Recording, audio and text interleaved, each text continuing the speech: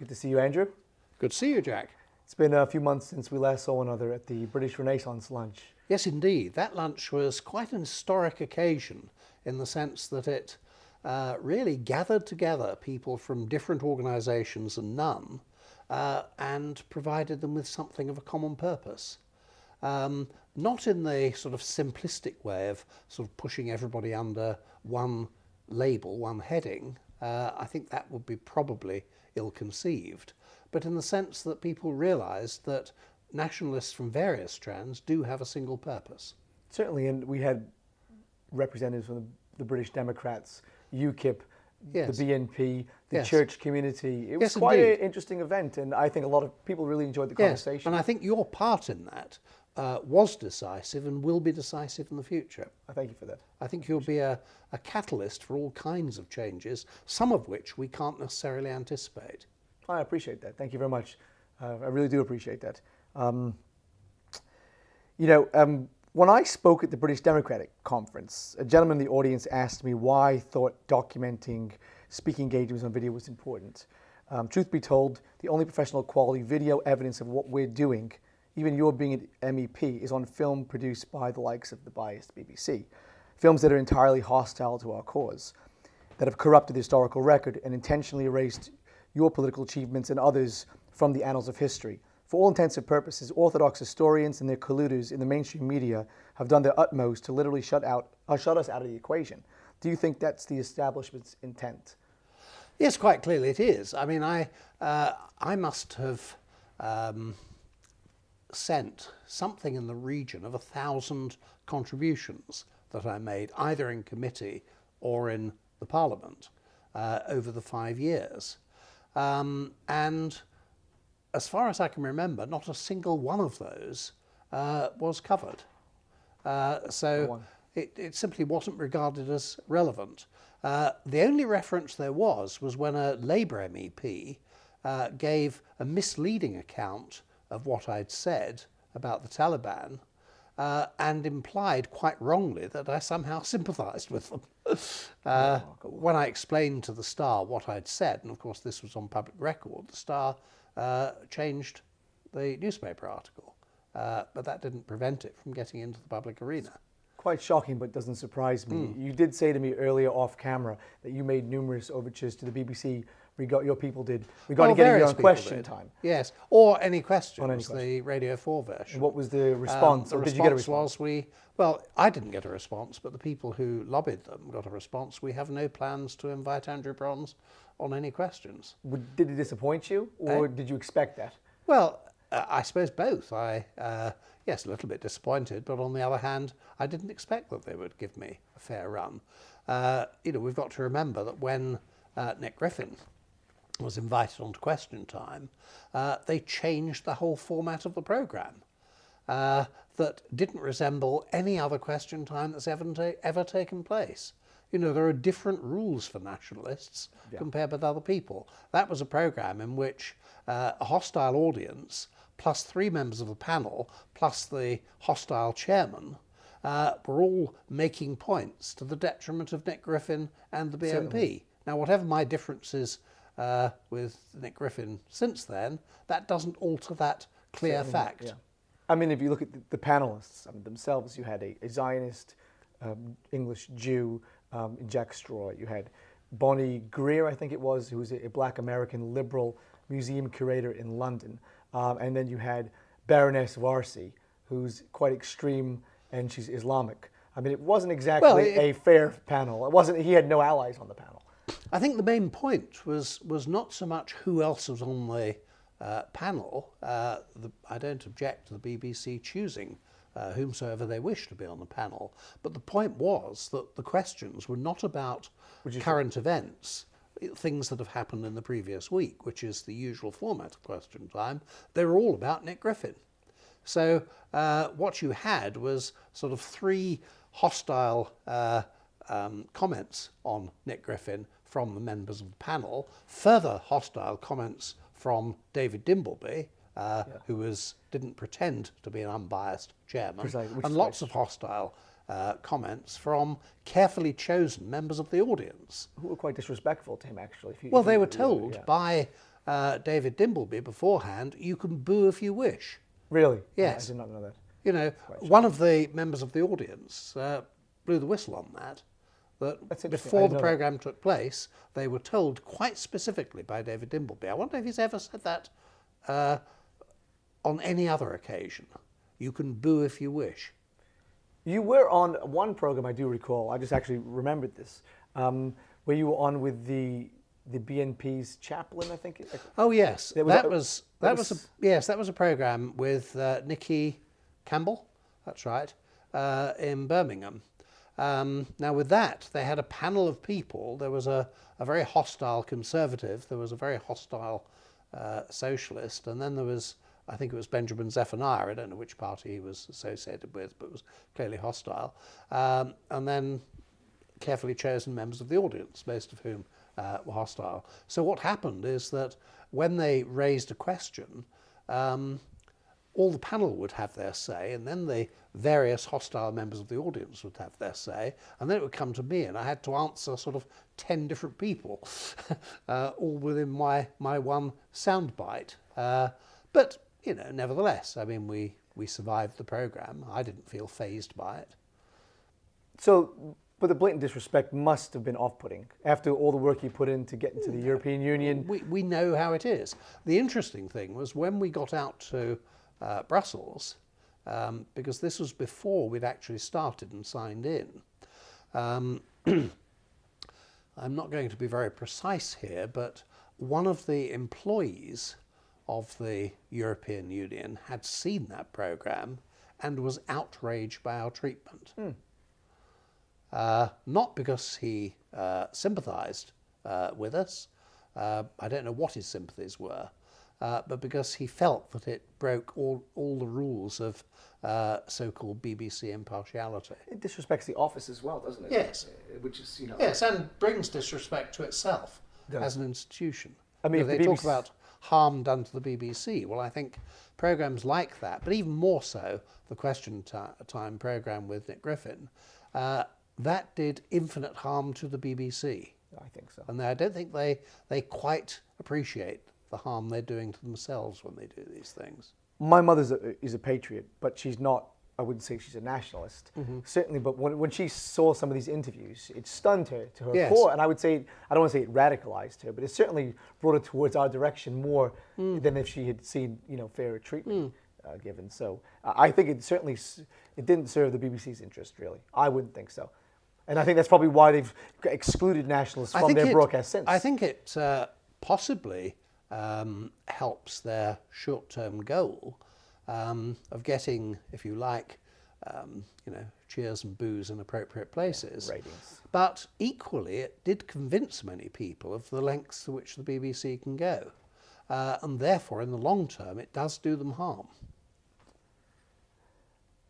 So let's travel back in time a little bit. I don't want this to feel like that old 70s show, This Is Your Life, but I'd be remiss if I didn't say that I want this film to document not only the work you've done in recent years, but what you were doing prior to your work with the BNP at the EU and now the British Democrats. So firstly, like me, you were born in Hackney as well. I did a little research on the internet. Yes. And I saw you were born in Hackney as well. Were you? I was as well, yes. Good Lord.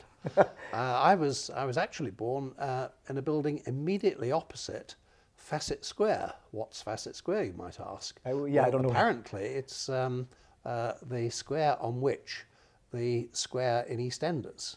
Oh, is really? that Victoria Square? Was I'm not based. sure. I've not watched it. So, you know, I'm a... if they're all phony EastEnders, I think I can claim to be a real one. Were you born within the sounds of Bow Bells? Possibly, except that I don't think the Bow Bells have been rebuilt after being bombed in the war. Which is true. So it's it's true. a sort of hypothetical Cockney, possibly. We lived within the sound of Bow Bells, but I think the hospital I was born in, I've been knocked down, I think, by now. Yes. We couldn't even find it on the map, so I think it's I gone. think it might have done. It might well have been the same one. But Do you still have family there in London? one in Hackney, yes. One cousin. Must be. Do you ever go down to London at all?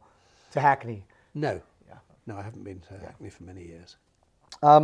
What was it like living, we discussed this before, we're on cameras actually. What was it like living in Britain prior to the nation being impacted by mass immigration and other societal ravaging effects of cultural Marxism?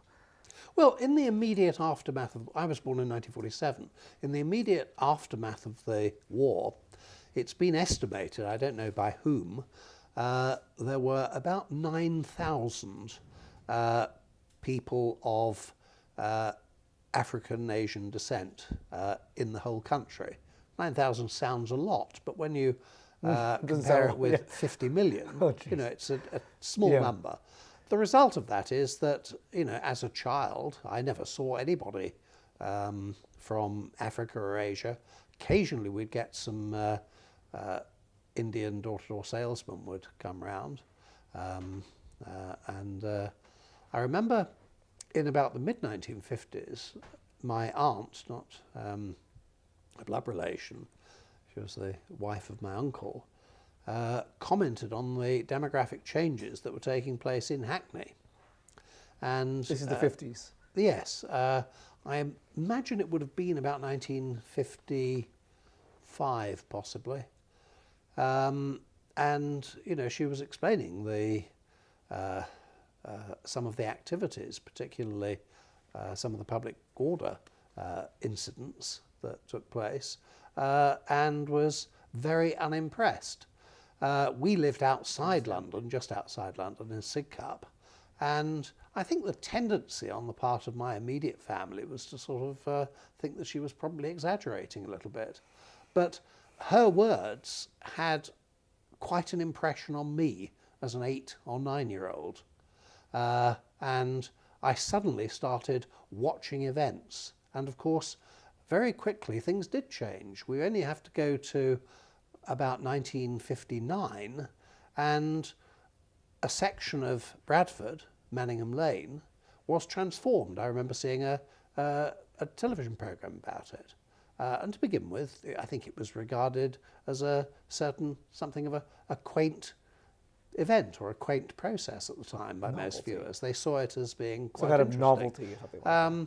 And of course, small numbers of people from other countries are a novelty and are of interest to people. We mustn't have a psychopathic hatred of them. Yeah. But when that small number of people becomes, you know, several thousand, then it changes from being an interesting addition to occupation.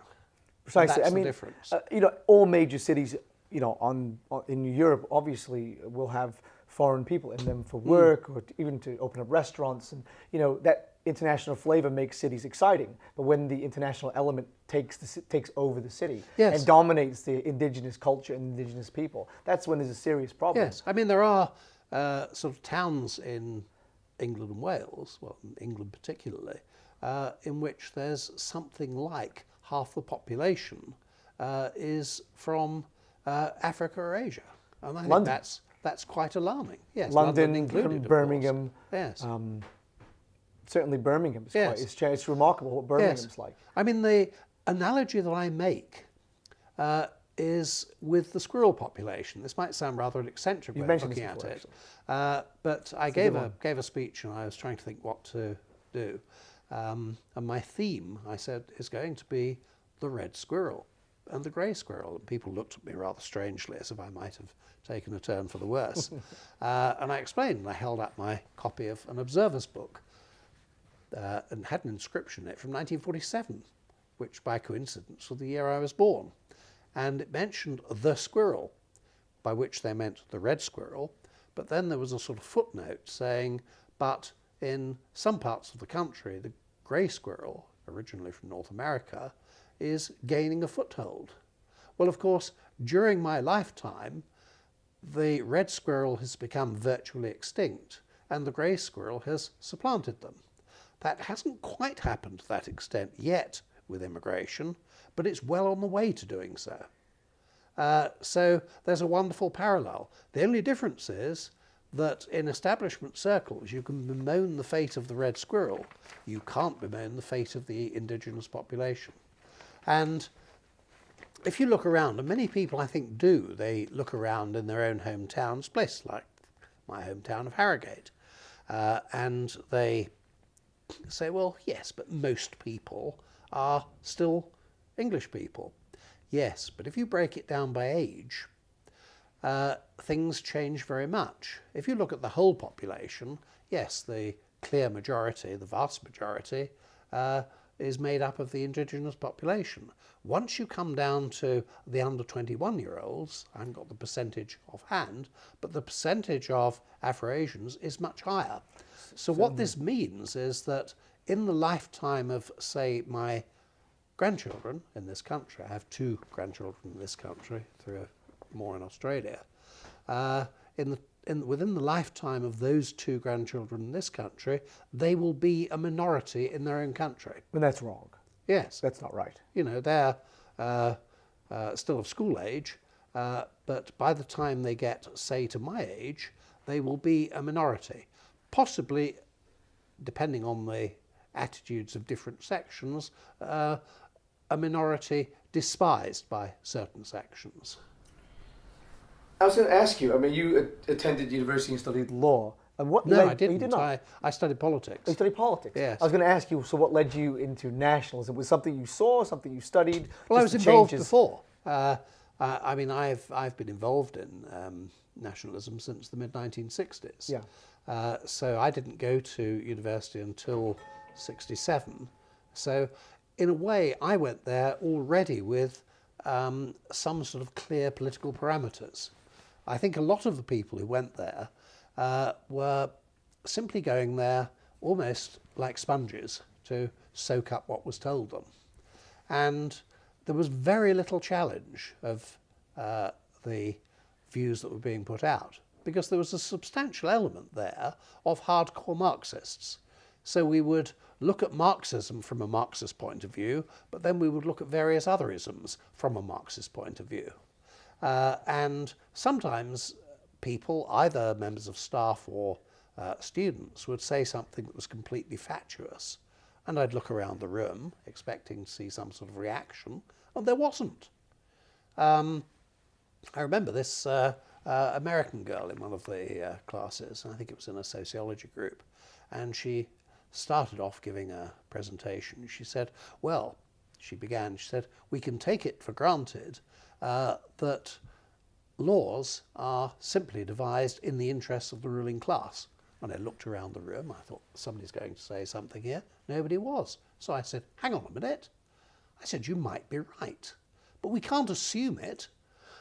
You know, we've got to look at that analytically. We've got to look at it critically. Possibly some laws are devised to help if we can identify what the ruling class is, but there are many other laws that clearly are for other purposes. And I think we've got to look at this, you know, and everybody looked at me dumbfounded as if to say, well, why didn't I think of saying something like that? It's, I mean, there was another sociology class in which this very pleasant chap, Arthur Britton, from South Africa, I say very pleasant because he used to buy us coffee every time, and so I was prepared to, you know, go to great lengths to warm to him. But he came out with the most fatuous remark. He said that none of our instincts, or what we think are our instincts, are really instinctive. Can you think of any? We came out, and somebody finally said, well, what about, you know, sucking on the teat in the case of a baby? No, even that, he said, is learnt. Social construct. Yes, That's you know, the whole thing. And it's quite remarkable. And nobody else challenged it. And what year was that's what this? I found. What year was this? Well, it was between 67 and 70. The precise year I can't remember, but It's gotten much worse at universities. Yes. Than that.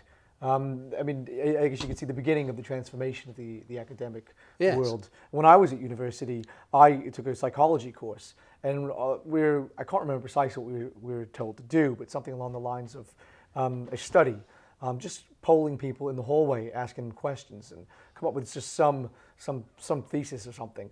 So I decided to ask people what race do you identify as, and then please tell me your SAT, your American. I went to university in the United States. Yes.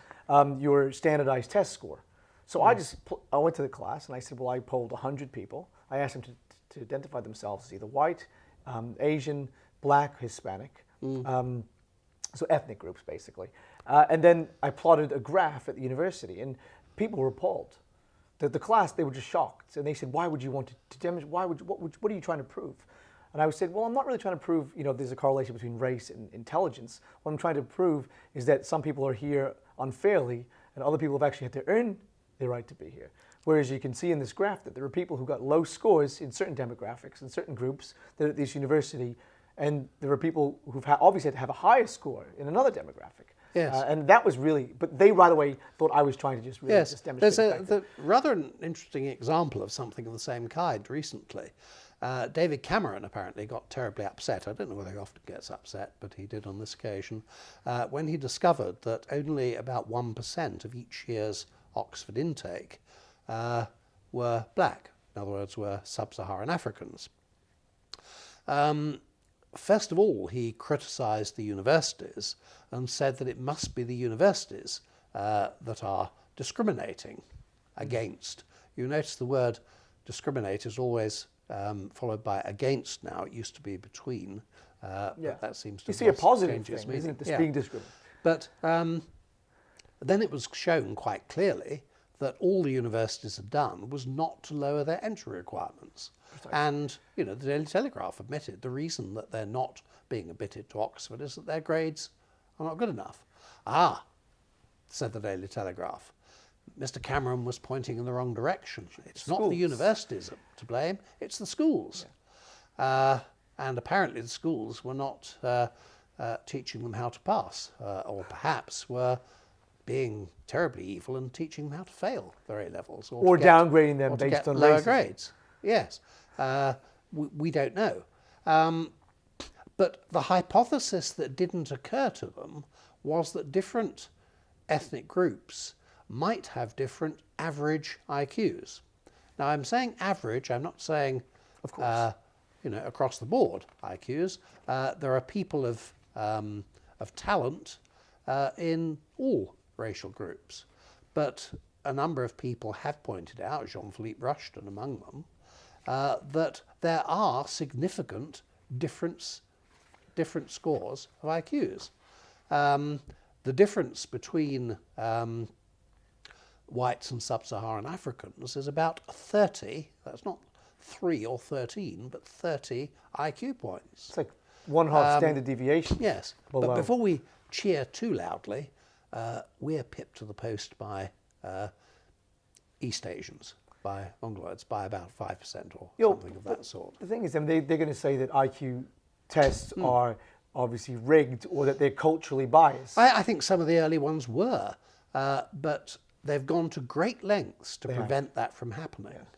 Well, I agree with you completely. Yes. Yeah. I mean, that's as far as America's concerned, there's a good example there that the people we now refer to as Native Americans score much greater on IQ tests than the people we now call African Americans, despite the fact that the Native Americans, including those living on reservations, are perhaps living in a more alienated position from mainstream culture than the black population. Therefore, nature... Yes. One thing we must say, and this is important, I'm not trying to demonize racial groups. People don't choose which racial group they're born into. They don't choose within those racial groups or between them what their ability should be. That's not the point. I'm not saying that this makes this racial group bad and this racial group good. But we can't avoid looking at a truth when it's staring at us in the face, and instead going down this blind alley relating to discrimination by universities or that blind alley of discrimination by schools. There really is what George Orwell would call Crime Stop operating. George Orwell said that what happens is that when party members, I think by party members we would now say probably the university-educated section of the population, those who are broadly politically correct, as they would say, these people operate Crime Stop. And if they find themselves asking a question or saying something that is not acceptable, a little bell goes at the back of their mind and they stop saying it. I saw this or rather heard this happen on Radio 4 on one occasion. John Humphreys, not the worst of Radio 4 presenters by any means, but he was asking a politician, well, there's a lot of public feeling about immigration. And then he stopped himself and said, about Eastern European immigration. Mm-hmm. Why? Because it was just acceptable to complain about Eastern European immigration. It wasn't acceptable to complain about immigration as a whole, particularly immigration from Africa and Asia. Precisely.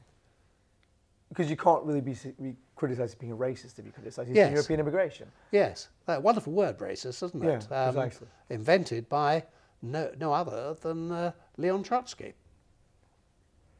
It's quite. Have you ever heard the little crime bell go off in your head, or no?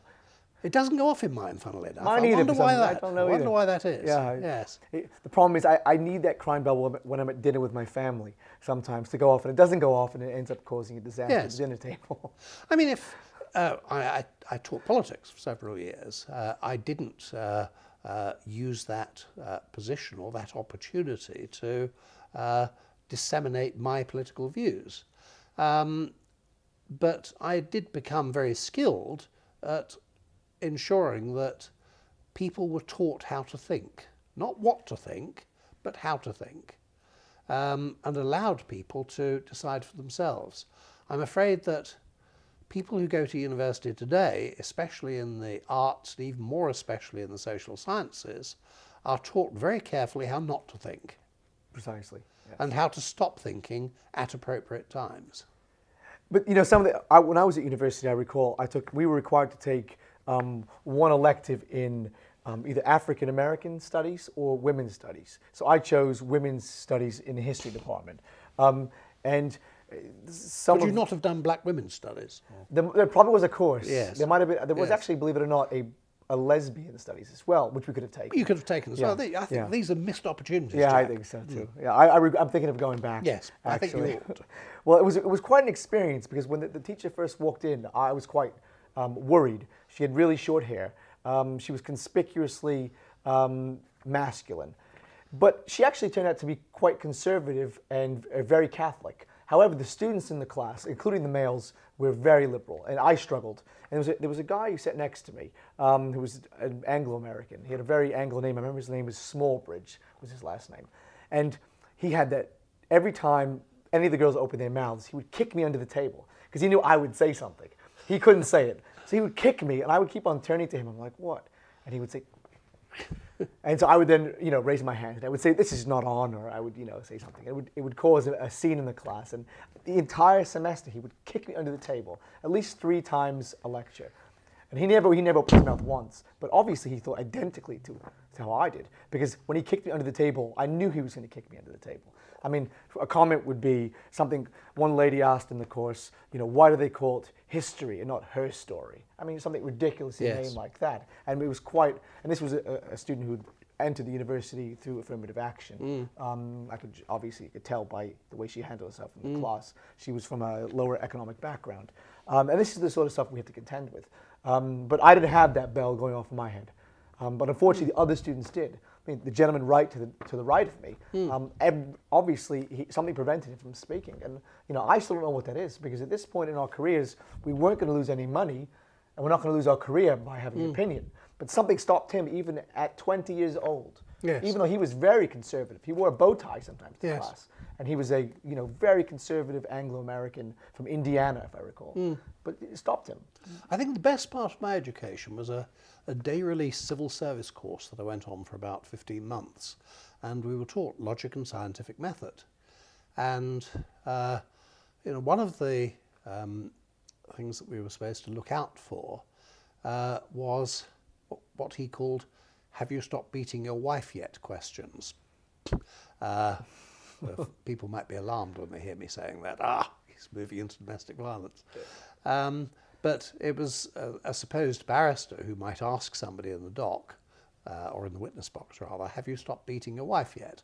If he said yes, it means that he's admitting that he was beating his wife. If he says no, then it means he still is beating his wife. In other words, to challenge the assumption on which questions are based. And I think that's something that we need to foster in students. But in fact, it's something that is driven out of students. Certainly. Students are dissuaded from challenging Certainly. things. Yeah. You know, such as the question about the Africans represented in Oxford. The assumption on which questions are based like that is that all ethnic groups have the same equal average ability. Well, you know, that's a possible hypothesis.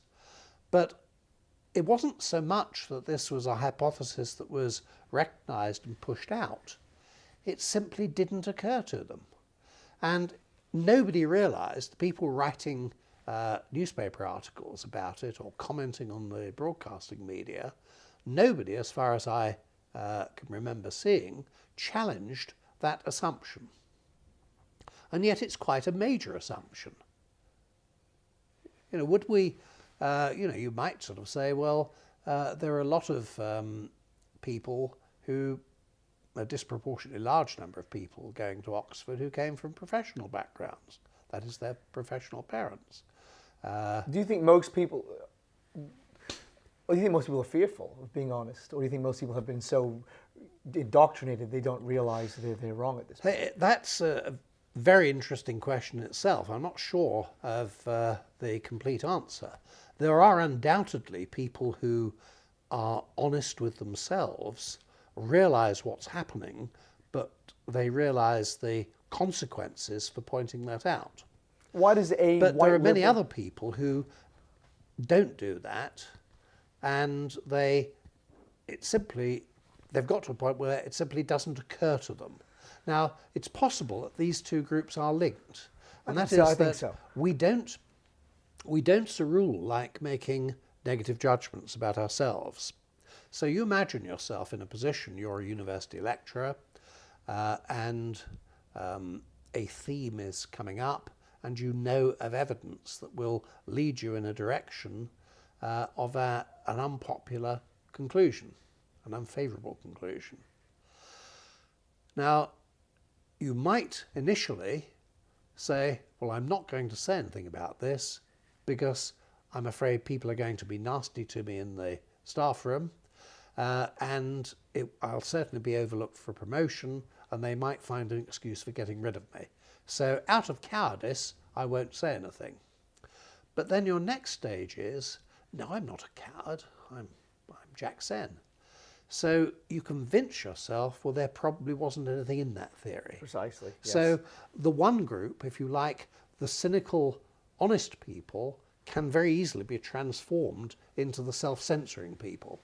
But at the same time, you know, a lot of white liberals in London, for example, they vote left, but they choose to live in Islington and West Kensington intentionally. I mean, that's a conscious decision. Why don't they, if they really believe in their own rhetoric, why don't they choose to live in areas that are more diverse themselves? Because I mean, you look where someone like Ed Miliband lives, or Harriet Harman, or Emily Thornberry. Yes. They live amongst people who look just like them. Yes, I can think of I'm not going to name people, but I can think of a particular colleague of mine at Harrogate College who was so opposed to my political views that he would sort of look the other way. Now, for a while he lived in Leeds, but I believe he was the victim of one or two burglaries in the area. But he and his wife then decided to move to sea houses in the northeast, which is sort of 60 miles north of Newcastle. He didn't move into Bradford. He didn't move to Bradford, as I understand it. Whether he's still in sea houses, I wouldn't know. But certainly moved there, I think opened a craft shop or something of the sort. But I'm quite sure that he's still got the same views about the benefits of a multiracial society. Yet he chose to live 60 miles away from it. Yes. Yeah, precisely. In fact, I think when he moved there, he was more than 60 miles because Newcastle held out as a predominantly English town for much longer than many other towns did. Yeah, well, it doesn't surprise me at all. I mean, the vast majority, like my sister, for example, and I don't mind mentioning her, she is the most liberal person I know, yet she doesn't come in contact with any sort of diversity where she lives. And she is petrified to go into black areas of Los Angeles and of London. And when last time she came to Great Britain, my mother, they rented a vehicle and they drove through the East End of London. My sister said to my mother, something she had said to me when we were in South Africa, do we have to drive through this area? And my mum said to her, well, what's wrong with it? My sister wouldn't answer the question, obviously, but she was none too pleased with the look of the expressions of the face of the people outside the vehicle. And it's happened when I was with her as well. So these people, I really do believe these people do know.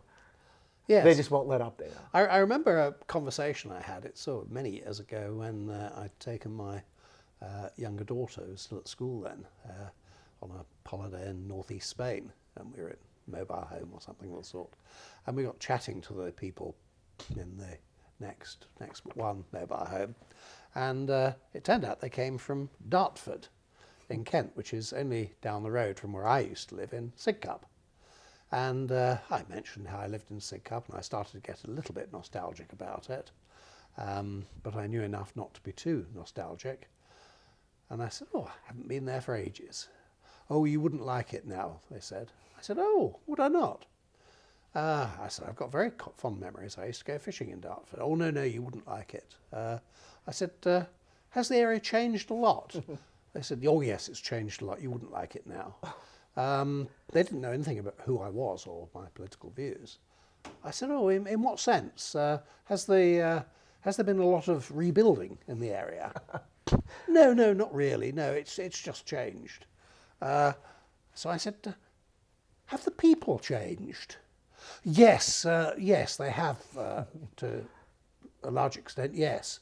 So I said, so the people who are in Dartford now are not the people who were in Dartford when I lived there. No, that's right. And gradually, what I was actually forcing them to do, and I was doing it quite deliberately, was making them be honest to themselves. Precisely, yes. Because to begin with, they were using coded language, and they refused to admit, even from their own mouths, what they really meant. He had a giant bell in his head, I think, a really big bell. Yes, I don't think these weren't the worst. I think it was simply that, in this case, they were talking to a stranger, didn't know what my views were, and thought that I would have immediately sort of made some unfavourable remark to them. So they were following a mantra. So I don't think they came from a professional or academic background, so they probably still had the ability to think. One of the ironies, which is of course, true. yes, Very one of the ironies is that it's the most intelligent section of our population that have been taught not to think. Which is true. It's almost like, again, in 1984.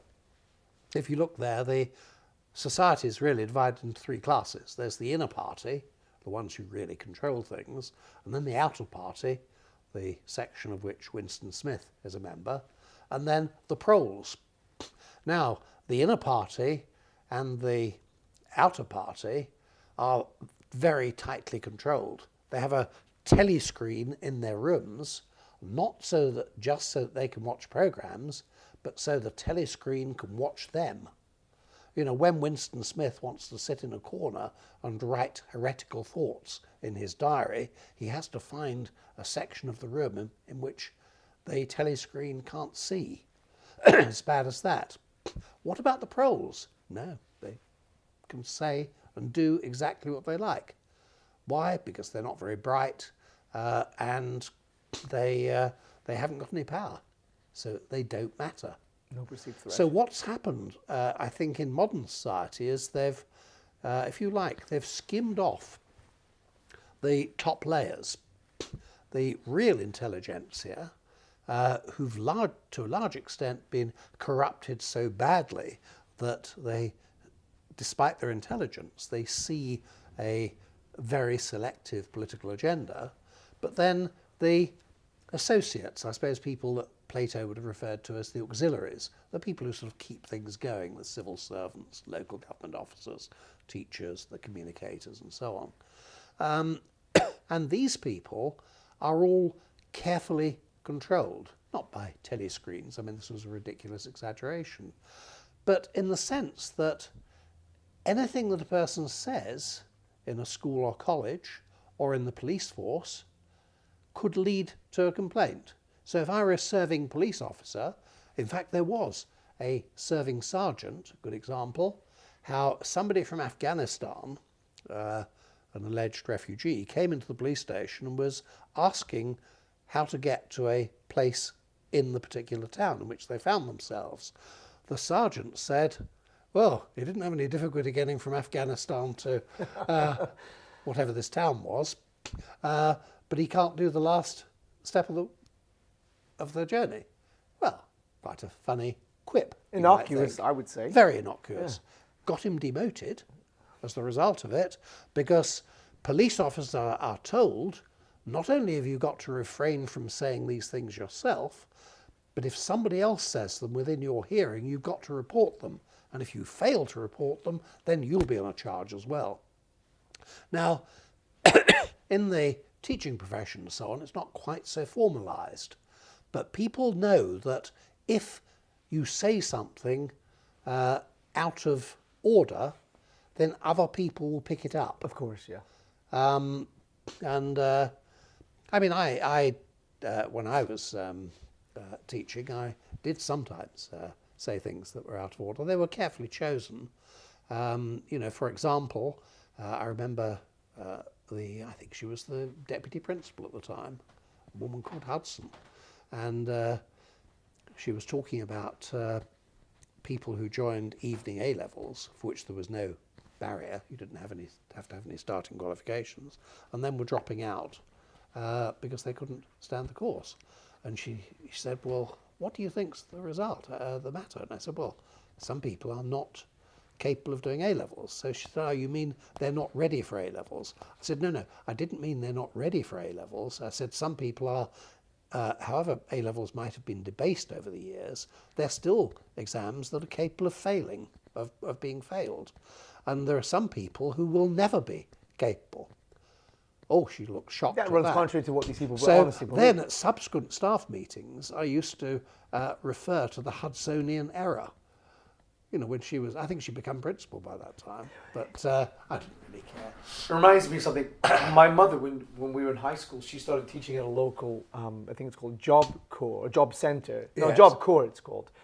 It's like a halfway house for juvenile delinquents, and she would teach them English. Yes. And the majority of these people were shipped into the region from the cities. Well, the majority of the prisons, the juvenile detention centers, are in the rural areas of New Jersey. While we were living there during my high school years. And she would work in this school, and although our community was typically upper middle class European Americans, the Job Corps was full of blacks and Hispanics. And my mother is not really, she's not a racialist in any way. She would go to the school and she would come home quite frustrated after dealing with the students. And she would say to me, I was 16, 17 at the time, and I'd only been in the country a short time at this point, like a year or so. She would say, I'm struggling with a lot of the students. And I would say, which ones in particular? And she would say, well, the black students. I said, why? She's like, well, I can't really teach them. They don't want to learn, and I'm not sure if they're able to learn. She's like, but I'm afraid to say that to the principal because I don't want to get into trouble for saying that. And I said, well, how are the Hispanic students? And she said, well, they're a lot easier to teach than the black students. And some of them have actually been, convicted of major crimes. So it's not like these are, a better quality of student. It really came down to the fact that the black students couldn't learn on the whole, and Hispanic students were smarter. And she said, and I asked her, with the Hispanic students, would you say it's the more indigenous Hispanics that are easy to teach, or the ones that are more European? She said, well, quite remarkably, the ones who look a bit more European.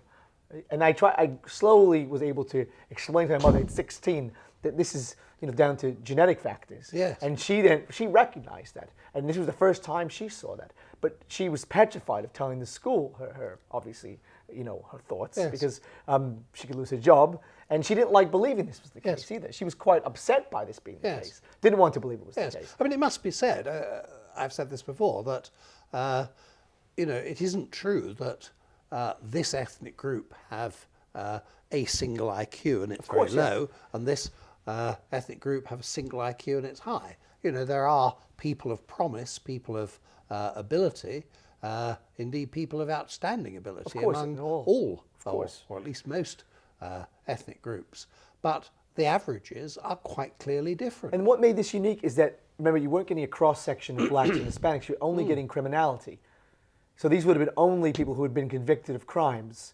So you weren't getting those exceptional students. Yes. You were only getting the lower end of the spectrum. Yes. However, still, if you looked at them on a whole, the Hispanic students fared much better in my mother's classes. My mother actually, at the end of the day, she decided that she didn't want to teach there anymore because she felt that she was not serving anybody's interests by teaching there because she wasn't getting any headway with the students. And she actually was told, well, we need a teacher.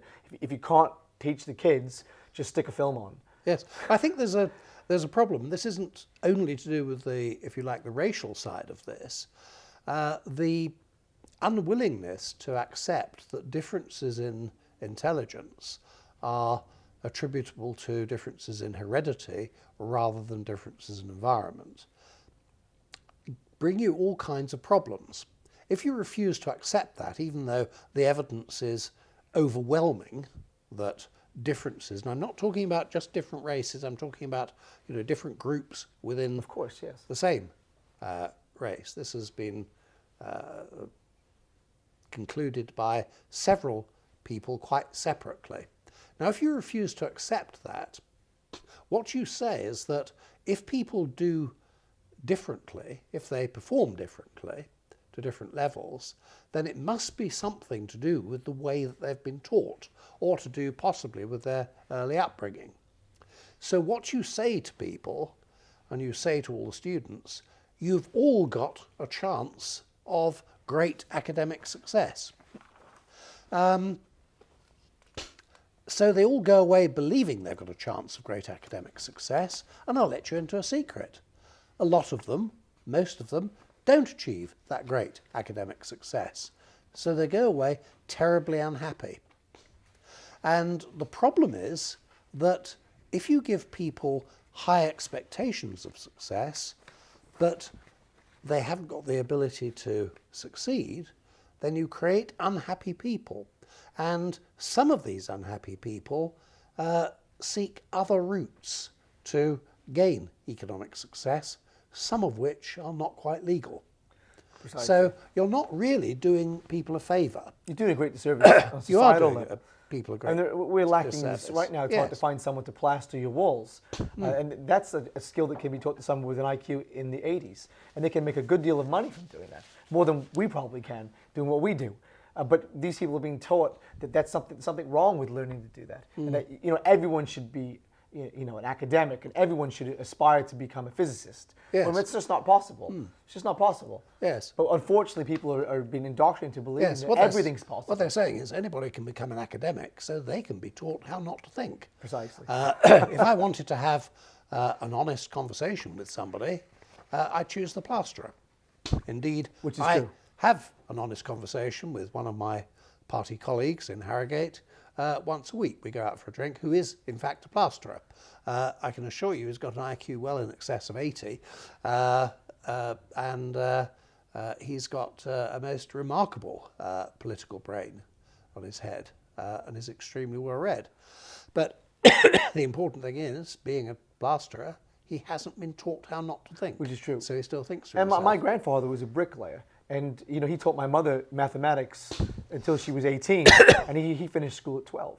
So obviously he was a bright man. He had to leave school early to work because he had, I think, 11 brothers and sisters to take care of. But there was no shame in being a bricklayer back then. And he installed, and he was a glazier later on in his life. He installed half the windows in Ormskirk on his own with his company.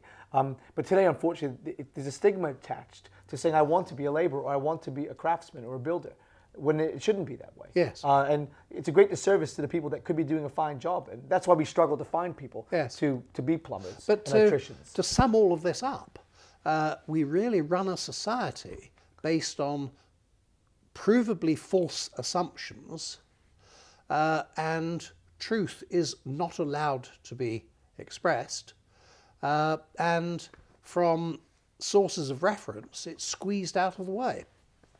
So, if you looked in any book that is likely to appear on the shelves of college or university libraries about differences in IQ, even among the same ethnic group, but even more so between ethnic groups, you'll look for them in vain, because they will have been removed. Even though the evidence in support of their claims are very strong. The claims for equal potential, this is the invention of Margaret Mead and Franz Boas, for which there's no evidence. And it's quite incredible. We have a whole society that spends an enormous amount of effort to avoid knowing the truth. Which is true. And to try to support and spread untruths. That's why the internet is so important. Yes. Because we can actually disseminate truth via the internet, and they Exactly, can't yes. stop us. Yes. I mean, I've written a little book, and I'm a local author in Southport. I went and contacted the Southport Library about giving my book free of charge to the local authors section, and I was told no. Not because I'm not a local author, because the content of my book was not to their liking. So, and there would have been a chance that some people would have read my book at the library and found something useful in the book. Yes. But instead they weren't able to. Yes. So we're hiding the truth, and even Yes. what local people believe from local people. I mean, I would think if there was even a local, well-known Marxist in Southport, and he'd written a book, I probably would want to read it. Indeed. Out of curiosity. He lives Yes. down the street from me, and I'd like to see where he's coming from with Yes. his thoughts. But I would be able to find his book in my library, I'm Yes. sure. But my book, no. No. Not even in the free section. I mean, this is where self-censorship, if you like, the Crime Stop operation that I was talking about earlier, becomes censorship against other people. So that, there are many people who are not presented with these facts. That they'll go through the whole of their school, and it will be implied that if some people fall by the wayside academically, that it's not simply not their fault, which is quite true, it isn't their fault, but that it's probably the fault of their background or of somebody else. 20 years ago, it was illegal to discuss homosexuality at school. Today, it's mandatory. Has society been fully socially re-engineered? I ask this as I have a daughter, you have children and grandchildren, and obviously when they go to school, they learn things that might be different than what we were taught at school.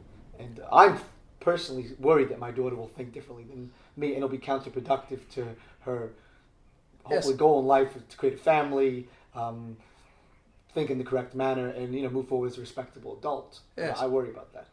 The thing I'm concerned about is that really they're painting a picture of the past of dreadful injustices meted out to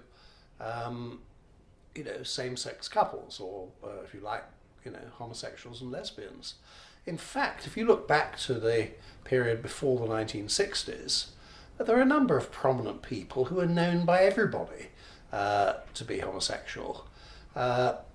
Gilbert Harding, somebody was on What's My Line? The playwright Noel Coward. Were they ever raided by the police? No, they weren't. Were they ever pilloried by the newspapers? No, they weren't. You did get sort of jokes on television about those sort of things in general, but by and large, people weren't sort of treated unfairly. No. Largely because people frankly didn't know. And what's happened since then is that there's a culture in which people think that they've got a right to proclaim details about their private life that other people frankly aren't interested in. And I think it's a false presumption.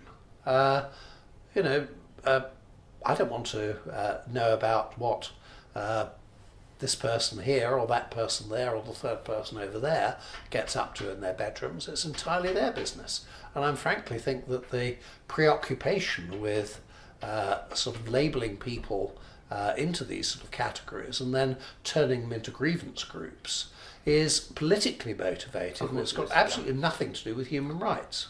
I think the vast majority of homosexuals probably don't even approve of this sort of stuff. I personally, I have a good friend who's a homosexual. I had no idea he was gay until I met his partner. His partner is actually a Canadian minister. I met him in Italy on holiday. Yeah. We had lunch with him a few times, and although they were a married couple, they never once mentioned their personal life beyond their dogs' names and what they ate for dinner and what type of wine they drank. But they weren't interested in propagandizing my family. No. There was nothing going on like that. And I left meeting his partner for the first time thinking, well, this is very different from what I expected. But so I think the people behind the scenes who are pushing this forward actually have no interest in actually helping homosexual people succeed. It's more undermining traditional fabric of our society. I think there is, if you like, a sinister motivation behind it. And the sinister motivation is to create grievance groups. So if you can, this is part of the Frankfurt School agenda, that if you can atomize society into a lot of different groups, each with their own grievance, you can politically activate them and turn them into cannon fodder, if you like. Precisely. I think what's happened is the Marxists realised that their class war was getting nowhere, so they looked for an alternative to class war, and their alternative was to look for and create grievance groups who could then be exploited to undermine political society. So it's not primarily to do with things like same-sex marriage, but I'm quite sure that homosexuals before the 1960s didn't occur to them they'd want to engage in same-sex marriage. It's just a sort of nonsense. It was turning an institution that had a very clear definition into an institution that didn't have a clear definition. There's no purpose to it. But I think the purpose behind it has got nothing to do with homosexuality. It's got everything to do with the creation of grievance. Certainly. And obviously, as Marxists recognize, they're losing the white working class male. Yes. They have to fill up the box with somebody else. And obviously, there's only so many people left. If you've lost almost half the population. Karl Marx had no love for minorities. He claimed that Mexicans were lazy and that it was in the best interest of North America and Central America for the white Anglo-American to take Mexico. He called Mexicans lazy and stupid. Yet today, the Marxists' first point of call is south of the border to undermine the values of the United States, whereas Karl Marx was quite clear that North America should basically colonize Mexico. I mean, he called for it in some of his writings. But yet today, Marxists are... I'm not aware of that. No, it's quite true. And he has a lot of comments about Indians being savages and the British Empire was good for the interest of India, whereas today you would never hear a Marxist say something along those lines. And Che Guevara, he made comments about homosexuals and he made comments about blacks being lazy. Yet today, you'll find so many black rappers in the United States wearing his T-shirts with his likeness on them. T-shirts with his likeness on them. Yet if you read his writings, they're quite anti-black. Yes. I think what it shows remarkable. is that the history of our time is essentially a censored history of our time. And it's been censored to deal with modern sensibilities and the modern agenda. Yeah, and when you ask someone and you point out that Karl Marx was quite hateful towards non-white people, and Che Guevara was anti-homosexual and quite racist towards blacks, people will say, well, it was a different time, different sensibilities. But you can't apply that same rationale to someone like a German from the right, for example. You can't say, well, it was a different time. But you can for Che Guevara, you can for Karl Marx. Yes. So it seems a bit... I mean, an interesting example of this in much more modern times was the Birmingham by-election, which came up, I think, in 1983 or thereabouts, and the Labour Party had chosen as its candidate one Peter Tatchell. Well, Peter Tatchell was openly homosexual.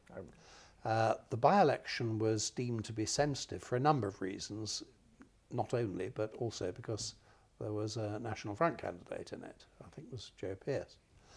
The interesting point is the Labour Party looked at ways of getting rid of Peter Tatchell as the candidate. I don't think they succeeded in the end.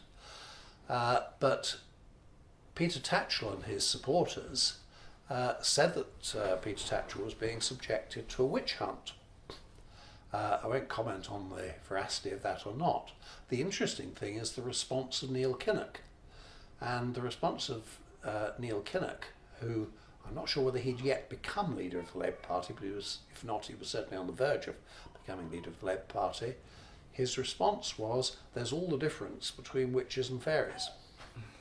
Now that's very interesting from somebody who was then seen on the far left of the party, is now something of an establishment figure, of course, was a pillar of the European Union, coming out with expressions that would not be regarded as acceptable today.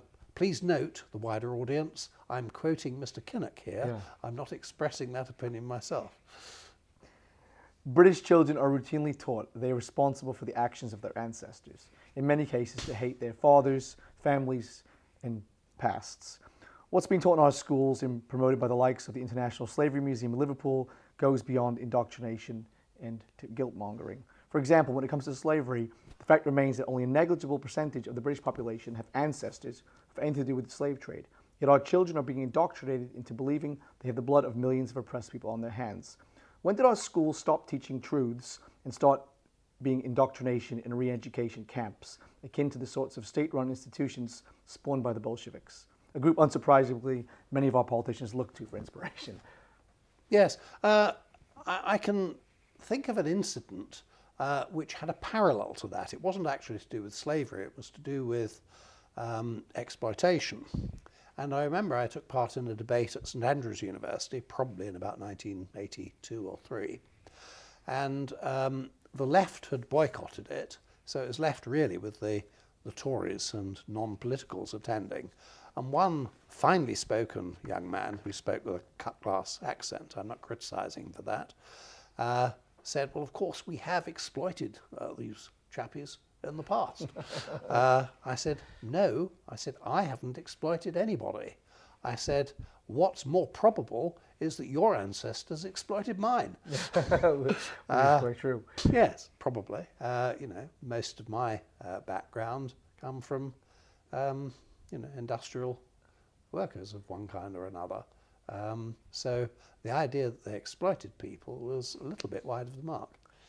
Certainly true. It's quite interesting. I think I was telling you earlier that I'm a quarter Indian myself, and quite remarkably, you'll notice that a lot of people who have a heavy, whose ancestors had a heavy involvement with empire, themselves have captains of slave ships in their family. And I have my great-great-grandfather captained quite a few slave ships over the years. And you'll find a lot of Afro-Caribbean people living in Britain of mixed race ancestry who themselves are descended from slave owners and captains of slave ships. I mean, the average working class Brit had no connection to slave ships and slaves. Someone from Norfolk, what involvement would he have with slavery? Yeah. I mean, let me say from the outset that slavery is utterly unacceptable and indefensible.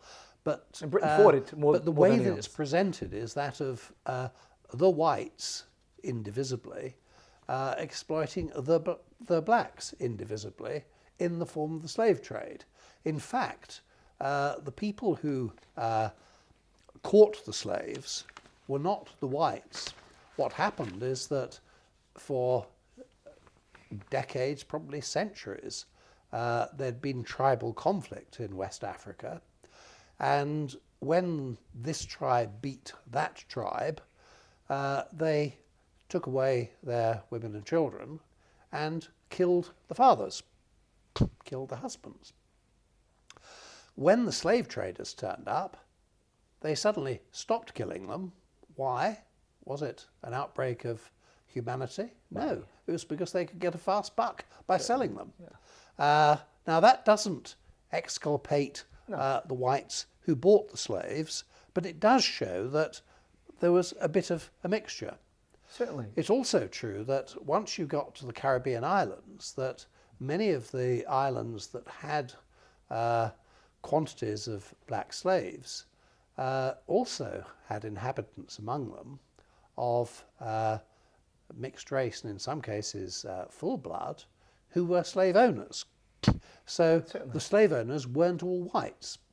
It's also true that some indentured workers who were sent out to the West Indies from Britain were white and worked under, they didn't call it slavery, but compulsory indentureship is essentially slavery. So really what we need to do is to repudiate and condemn utterly slavery in all its forms, but not try to use it to demonize one population and somehow to raise to sainthood another population. Yeah, it's being used as a weapon to demonize Yes. indigenous English people. Yes. Basically. Another example, And the frankly. Scots were involved too, but Yes. they get a free pass Yes. pretty much. It's always the it's- English. Yes, who are- it's yet another example of really looking for grievance groups. certainly. So if you can turn the African population into a grievance group who identify with slaves, then this is another part of the Frankfurt School puzzle. Certainly. And you know, the average black person on the streets, and unless if they had not been taught from day one that they have been mistreated in our societies, they would not have the sorts of negative feelings towards us that they do No. hold. They've been incited to hate us. Even if you look at the United States, places like Ferguson, the majority of the people leading the marches and the Black Lives Matter campaign were not black. No. They were typically either white Americans or Jews, sometimes foreign Marxists, like George Soros, for example, funded the Black Lives Matter campaign. The average black person on the street is being used as a weapon to attack the society he lives in. It doesn't serve his interest either. No. It segues nicely, though, into something you spoke about at our British Renaissance lunch. You brought up the disproportionate number of crimes committed by Britain's black Afro-Caribbean community, many of whom are, in fact, descendants of slaves. I used it as an example of the way in which it's often said we can't make generalizations. My response to that was, yes, you can make generalizations. What you can't do, or rather shouldn't do, is to apply generalizations to every member of the group generalized. So what the figures showed was that, I can't remember the figures immediately, I haven't got them in front of me, but what the figures showed was that of certain crimes, mainly street crime, gun crime and knife crime, then the proportion of people arrested for committing those crimes, I think they were arrest figures, not conviction figures, I'll make that clear, that a disproportionate number of them were of Afro-Caribbean As well as the victims. Yes. As well as the victims. Yes. Yes, indeed. In the case of gun crime and knife crime, the victims were. So why aren't we formulating policy based on this that would help us fight gun crime and also, therefore, protect the lives of black people? It's because what's happened is that people rightly condemn the misuse of statistics. I mean, anybody looking at those statistics and saying this proves that, blacks are killers and muggers, that would be utterly unfair. Why unfair? Because it's utterly untrue. What is the case is that a disproportionate, that is a greater proportion than you would expect of that group as a constituent element of the population, have committed this limited range of crimes. Now, the problem is because sometimes those statistics are misused or misunderstood, we've run away from using them at all. And public policy, this is government policy, must be based on accurate information. It's what I was saying earlier about average IQs. Sure. If you look at, average or disproportionate involvement in crime, then these things must be taken into account. I mean, I remember seeing a National Union of Students poster essentially saying that, well, such and such a percentage of defendants in our court cases are black or people in our prisons. Therefore, this shows that the system is racially discriminatory. Well, it might show that, but it might also show disproportionate involvement in some criminal offences. But that isn't looked at and dismissed. It's simply not looked at. So again, what we have is we have public policy, and this goes right across the board throughout academia, throughout the communications industry, the media, and among politicians, is they disregard, no, they don't disregard, they erase record of any hypothesis that this could be to do with particular ethnic groups. And for argument's sake, let's just say they do this because they're idealistic. but what they've done and what the policies they've implemented have not worked, obviously. Yes. So why now won't they look back at the evidence and say, well, the gun crime is still at the same rates it was, regardless of how much money we pumped into education in these communities.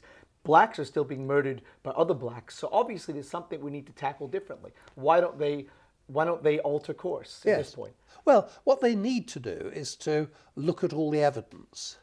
I'm not going to sort of prejudge the outcome, what the policy ought to be, but if you look at a problem and you exclude from your consideration quite plausible hypotheses, then it shouldn't surprise you if you come to the wrong answers.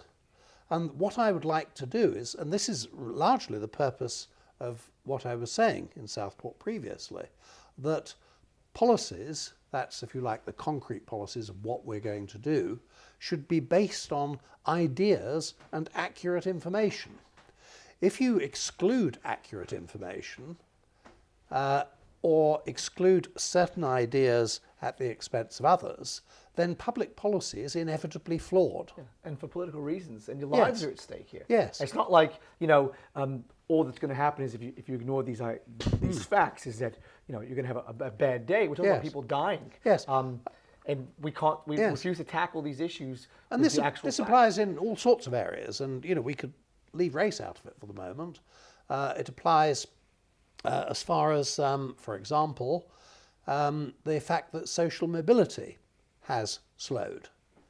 Now, what a number of theorists say, and I've heard this said by not just people on the left, but people in the Conservative Party as well, that because social mobility has slowed, this means that equality of opportunity has lessened. It doesn't mean anything of the sort, because although social mobility and equality of opportunity are connected, they're not the same thing. It's very difficult to put a date on equality of opportunity, but for argument's sake, we could take the 1944 Education Act, which came into force in 1947. This essentially created secondary education for all, and the decision as to which branch of secondary education people would go would be based on some notion of merit, of academic ability. I know there were imperfections in the system and variations throughout the country, but by and large it opened the door to equality of opportunity. Now, how many generations have gone through our secondary schools since then? I would estimate certainly 3, probably 4. Well, the interesting sort of paradox is that equality of opportunity has continued throughout that period, and now, only now, we're noticing that social mobility has slowed down. Why? Is it because our educational system is no longer open to people on the basis of equality of opportunity? Now, I would argue that what's happened is that the clever from the previously poorest sections of society have gradually been removed, and they were sent to grammar schools, and when they went to those grammar schools, their route to the professions and higher education and so on opened up for them. As a result, those people tended to have children with people of similar ability. So what you've found is that whereas the poorest sections of society, say before the war, contained a large number of bright people who'd been prevented from advancing themselves because of lack of equality of opportunity, the number of people, or the proportion among the poorest sections of society who are trapped in poverty regardless of their ability has fallen. So inevitably, after several generations of successful equality of opportunity, you begin to have a fall in social mobility. That isn't a sinister development. I'd argue it's an inevitable development. That makes perfect sense, actually. And the problem is, unless you understand that and avoid the trap of wanting to prevent yourself from being accused of being an anti-egalitarian, all the rest of it. The problem is that as long as you've got people who are prepared to blind themselves to what I've said, we're going to be looking to solve a problem that isn't there. What they're saying effectively is that the fact that social mobility has slowed means that people are being unfairly treated. It doesn't mean anything of the kind. It might mean that equality of opportunity has been so successful that in fact it's reduced to a minimum the number of people who've fallen through the net. You once told me that culture is not a garment that can be removed when one lands in a new nation, that culture is a product of ancestry, that the collective personality of a people is indelibly printed on the individual and the people of the nation from which they hail. You summed this sentiment up beautifully at our British Renaissance lunch when you said, and I quote, "Distinctive peoples are not the product of distinctive cultures are the product of distinctive peoples." If you bring people from the third world into Britain, they don't, after breathing in British air and values, become British. They turn parts of Britain into the third world. So then why then, in spite of the overwhelming evidence to support this opinion, do so many British people believe the opposite to be true? Well, because largely the social anthropologists. Margaret Mead, she was if you like, the first disciple of Franz Boas, who created social anthropology, boasted that a small group of people can bring about immense change in thinking. Indeed, she said, only a small group of people can. In other words, she was boasting that this relatively small group of social anthropologists were able to spread their falsities, their false information about the fact that people are products of culture, and it's now been embraced and accepted by the whole of academia. The people who are least affected by it are the ones who don't go to higher education. My view is that when people go to higher education to study the arts and social sciences, they go to institutions that will teach them successfully how not to think for themselves. Now, obviously, if you like superficial culture, which language you speak, obviously those are cultural and environmental. If I'd been snatched from my cradle at the age of a few months and taken to France and raised in France, my French would be rather better than it is now. And my English would be even worse. But apart from things of that kind, if you look at ways people think, then those do emerge despite length of time and even generations. Many of the radical Islamists in this country are not first generation immigrants just arrived, though some of them are. They're in some cases third generation. Yeah. And that, ought to make a point.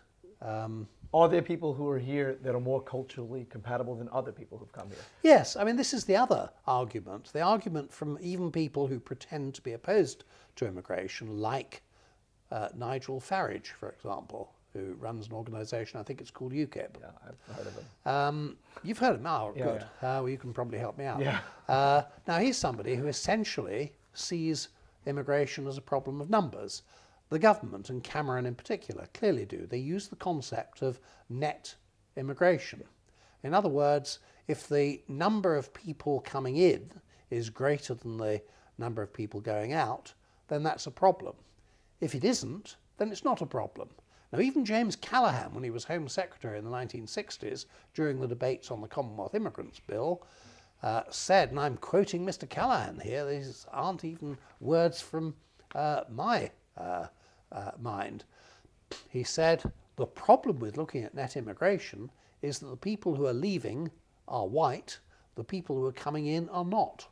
Precisely, and I would say are white English, Yes. and typically Yes. of from decent backgrounds today. The majority of the English people who leave today can't afford to leave. Yes. So we're talking about the... Even Migration Watch, in an article written by one of their people, I seem to remember in the last 10 years, said we mustn't presume that all immigrants are equally assimilable. It was written in very hedged terms and very careful terms. But that's something that you wouldn't hear Conservative politicians saying. No. You wouldn't hear, what's that organisation called? UKIP, that's right. UKIP politicians saying. And I mean, even look at from the perspective of, different religions in India, whereas a Sikh person is certainly can assimilate a lot easier than a Muslim person can. They're identical. They're genetically identical in terms of their racial heritage and their ethnic makeup. But yet, because one is a Sikh and then one is a Muslim, their ability to assimilate is different. Yes, and but equally, I think that obviously those people of British or Allied descent, Australians, for example. Yeah, precisely. If a fifth generation Australian comes and lives in England, then they become British. Right away. We'll leave Rolf Harris out of the argument, I think. Precisely. But other Australians. Equally, other Europeans, a number of other Europeans have come to this country in the 19th century and in the 20th century. By the second generation, they think and speak and act like everybody else. As long as they're not told by our establishment to maintain ties to their home countries. That's when it causes a problem. Personally, I'm against all mass immigration to Great Britain, regardless of ethnicity or racial makeup. I think that the borders should be shut immediately. The big concern I have, though, is people that are already here. What do we do, and what questions should we be asking? Well, the biggest problem with regard to numbers, even of those who are relatively assimilable, is the fact that there are too many people in the same space. This country cannot sustain 70 million. No. And that's the figure that we're heading for. And indeed, politicians have said 70 million will not be a limit. So it might be 80 million or so on. The problem with that is that if there should be any economic reverse, and we can't feed ourselves from our own resources, which we wouldn't be able to, well, we won't be able to afford the imports either. Yeah. So we could get to a situation in which the population is so large and the economy stagnates that, in fact, we are unable to feed our population. And we could get to a point at which people are literally starving in this country. Now, if you think this is something only spoken about in British nationalist circles, I've got a surprise for you. Apparently, the Royal Institute of International Affairs, which is certainly demonised in nationalist circles, that is Chatham House, has been considering this very problem behind closed doors. I don't know the detail because they don't disclose the detail, but I have it on good authority that they have recognised this. So that's simply the problem of numbers. But there are additional problems. You're importing people with lower IQ, which will drive down GDP. Yes. I mean, there's a correlation, obviously, direct correlation between GDP and a nation's ability to produce and IQ. Yes. And if you're bringing people in from, whether it's the East or it's Asia or it's Africa, we are going to lower IQ, and we will see a decrease in GDP and production. Certainly in the case of Africa. And again, there's a certain paradox here. We're doing harm to ourselves by importing large populations of people or large sections of populations whose average IQs are lower than that of Britons and other Europeans. So if you like, it's doing harm to our societies. But it's also doing harm to African societies. Why? Because the people who are recruited, particularly into our health service to become, say, nurses, many of them have been well trained in ways that might be considered to be a little bit old-fashioned in the eyes of our National Health Service, which probably means better. Or harm in their countries. But what's happening is they spend their scarce resources in educating people.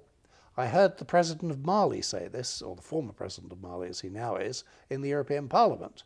and I was going to leave to begin with, and then I suddenly heard what he was saying, and I stayed, and I felt that that speech by the President of Mali was one of the most important things that I heard in the European Parliament. He said that his country, his extremely poor country, was still managing to educate people up to university level, but the figure I think he mentioned was 38% of people who are trained medical staff leave the country. So they're snatched up by European countries. Why? Well, it's cheaper than training our own people. We have Romanian taxi drivers. But at the same time, I remember challenging the former MP for Harrogate, Phil Willis, about this at an occasion to coincide with the 2010 election.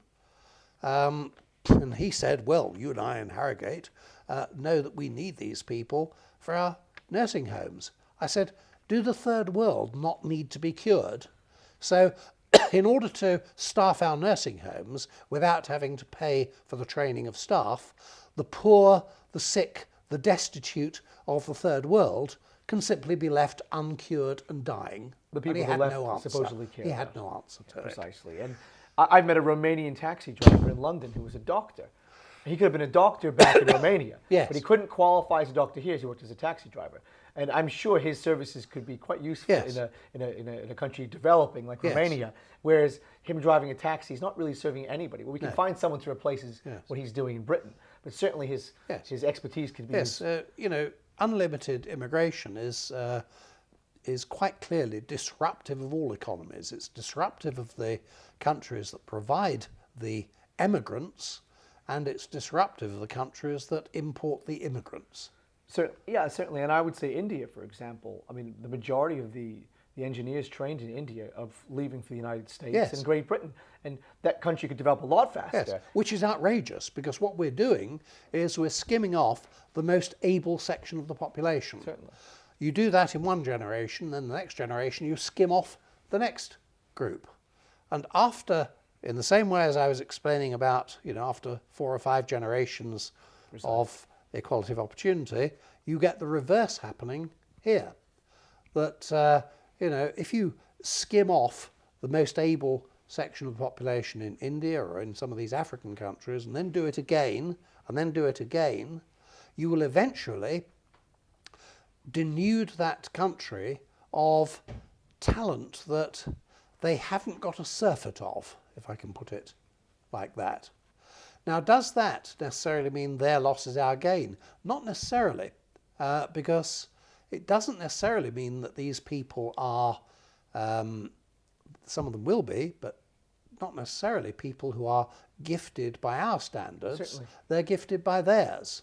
So it's actually the loss of African countries and the loss of European countries in one. And it also allows us not to train indigenous people to become doctors and nurses, because we can keep on poaching theirs. Yes. And it's wrong on so many levels. Yes. It also drives down wages, it increases cost of housing. I mean, there's so many things that bringing people in large numbers does to this country that's negative. I remember challenging Mrs.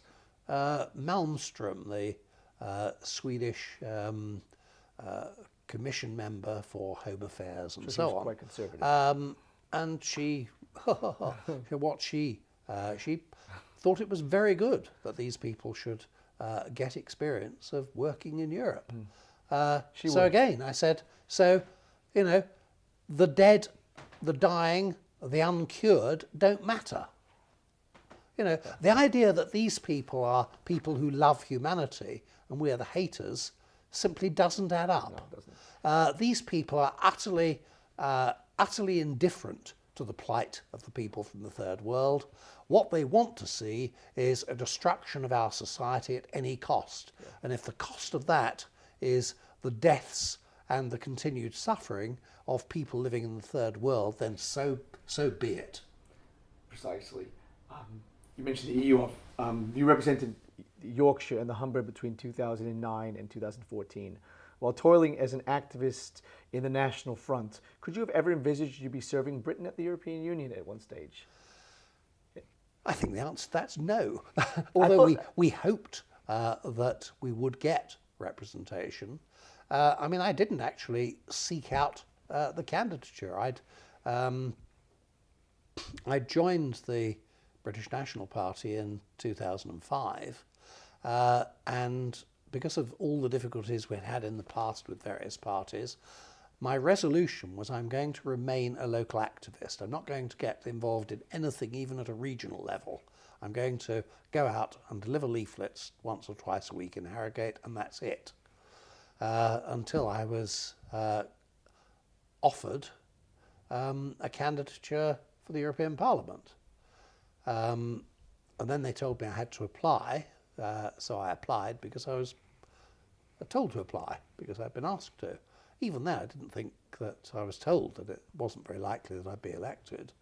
They thought that I had the fourth possibility of being elected. But of course, you know, I was one of two elected. But that was largely due to the efforts of people working on my behalf. I'm not terribly sure that I, as an individual, achieved very much. I doubt whether 1 in 1,000 people knew who I was. Well, that's the fault of our media, though, isn't it? Yes. It's not the fault of any fault of your own. It's the fact that the media basically refuses to give any coverage to genuine nationalists in this country. I think it's even wider than that. They didn't really give coverage to many people in the European elections. They give UKIP a lot of coverage. Well, yes, they have in the recent one. Yes, that's true. Equally, you know, we were complaining earlier that I didn't get any coverage of things that I'd done there, but then actually the media in this country doesn't really say very much about the European Union at all, apart from the headlines. But anyway, that's not the question. A mutual friend of ours told me that in committee it should be said that you constituted the only real opposition to the politically correct establishment promoted by your Lib Lab Con and UKIP colleagues. Would you agree with that statement, as well as provide us some example of how you were the lone voice of sanity in a morally and ethically bankrupt European Union? I wasn't the only voice. I mean, as far as Libe was concerned, there were other people who could vaguely be called nationalists who followed the same line, or a similar line. When you say the lone voice, in some cases I was that literally. When I say lone voice, the only person in the audience.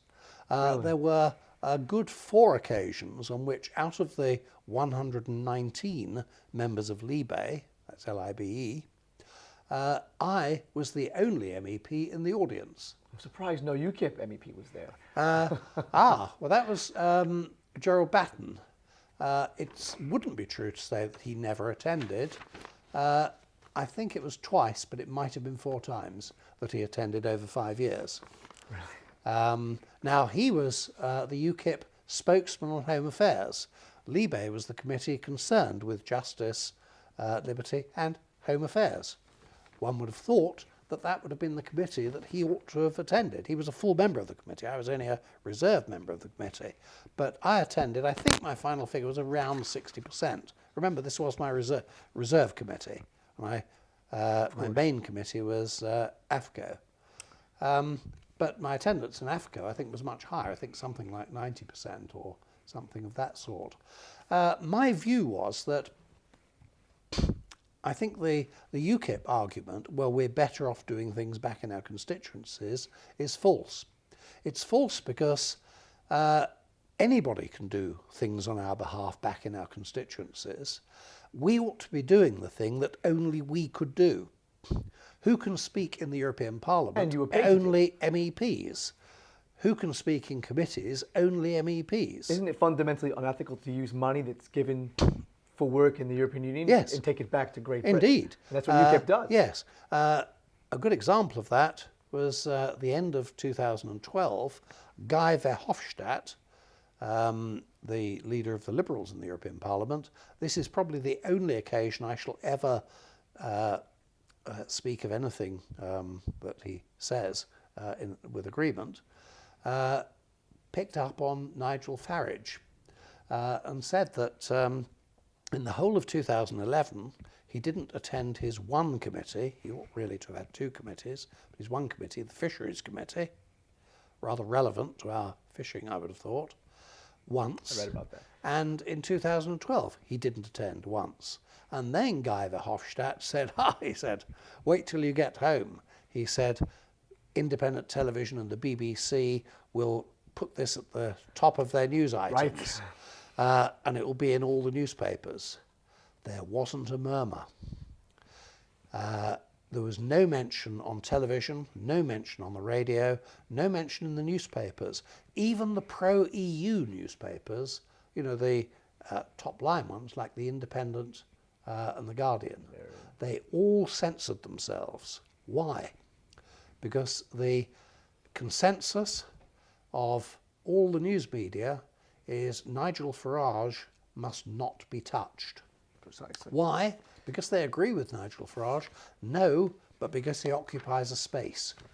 We'll get Nigel to that. Farage is not there to achieve his main claimed political objectives. He's there to occupy a space that nobody else, so that nobody else can. Now, if you think this is rather fanciful, let's hear from the words of Nigel Farage himself. Go back to Good Friday 2010. He was on the Any Questions programme, Radio 4. This is the radio equivalent of Question Time. And they asked the panel, what's the political achievement of which you're most proud? Well, the other members of the panel came out with various things that they'd done in relation to their own parties. When it came to Nigel Farage, well, one might have thought, well, the previous year, 2009, he got 13 UKIP MEPs elected, which was a slight increase on the previous Parliament. He didn't.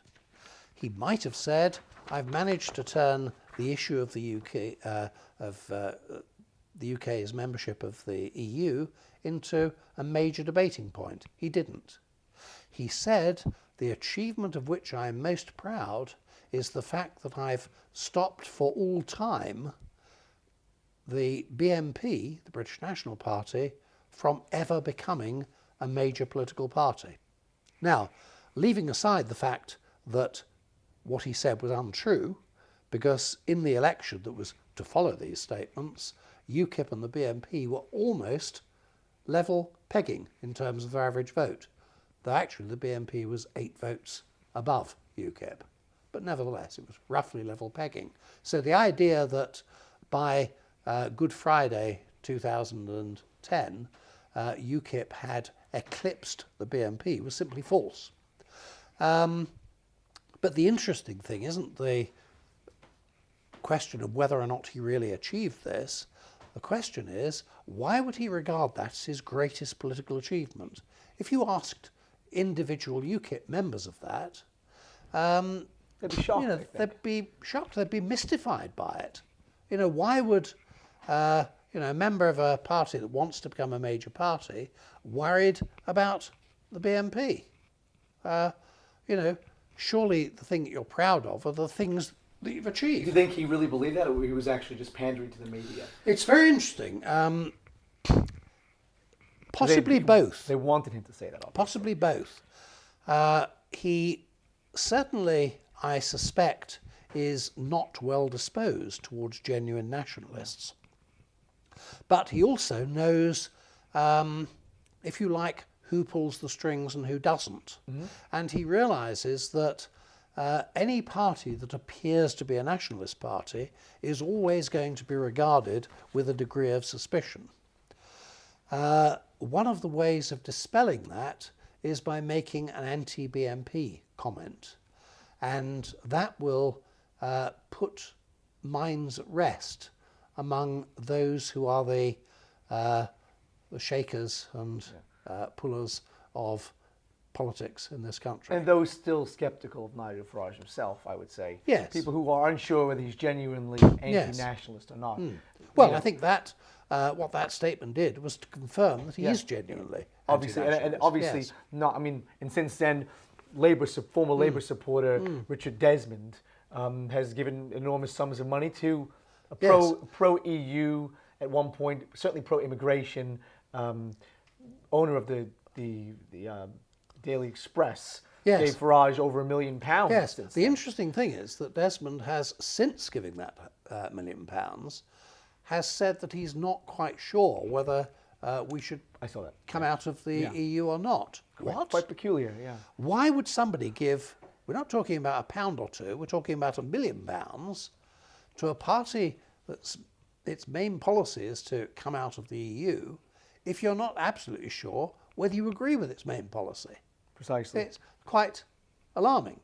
The only explanation I can think of is that he supports Farage not for in order to get out of the EU. He supports Farage because he's filling a place that might otherwise be filled by genuine nationalists. Yes, by the BNP, certainly. Yes, because Richard Desmond, I used to think of him just as somebody who sold the soft porn Sunday Sport.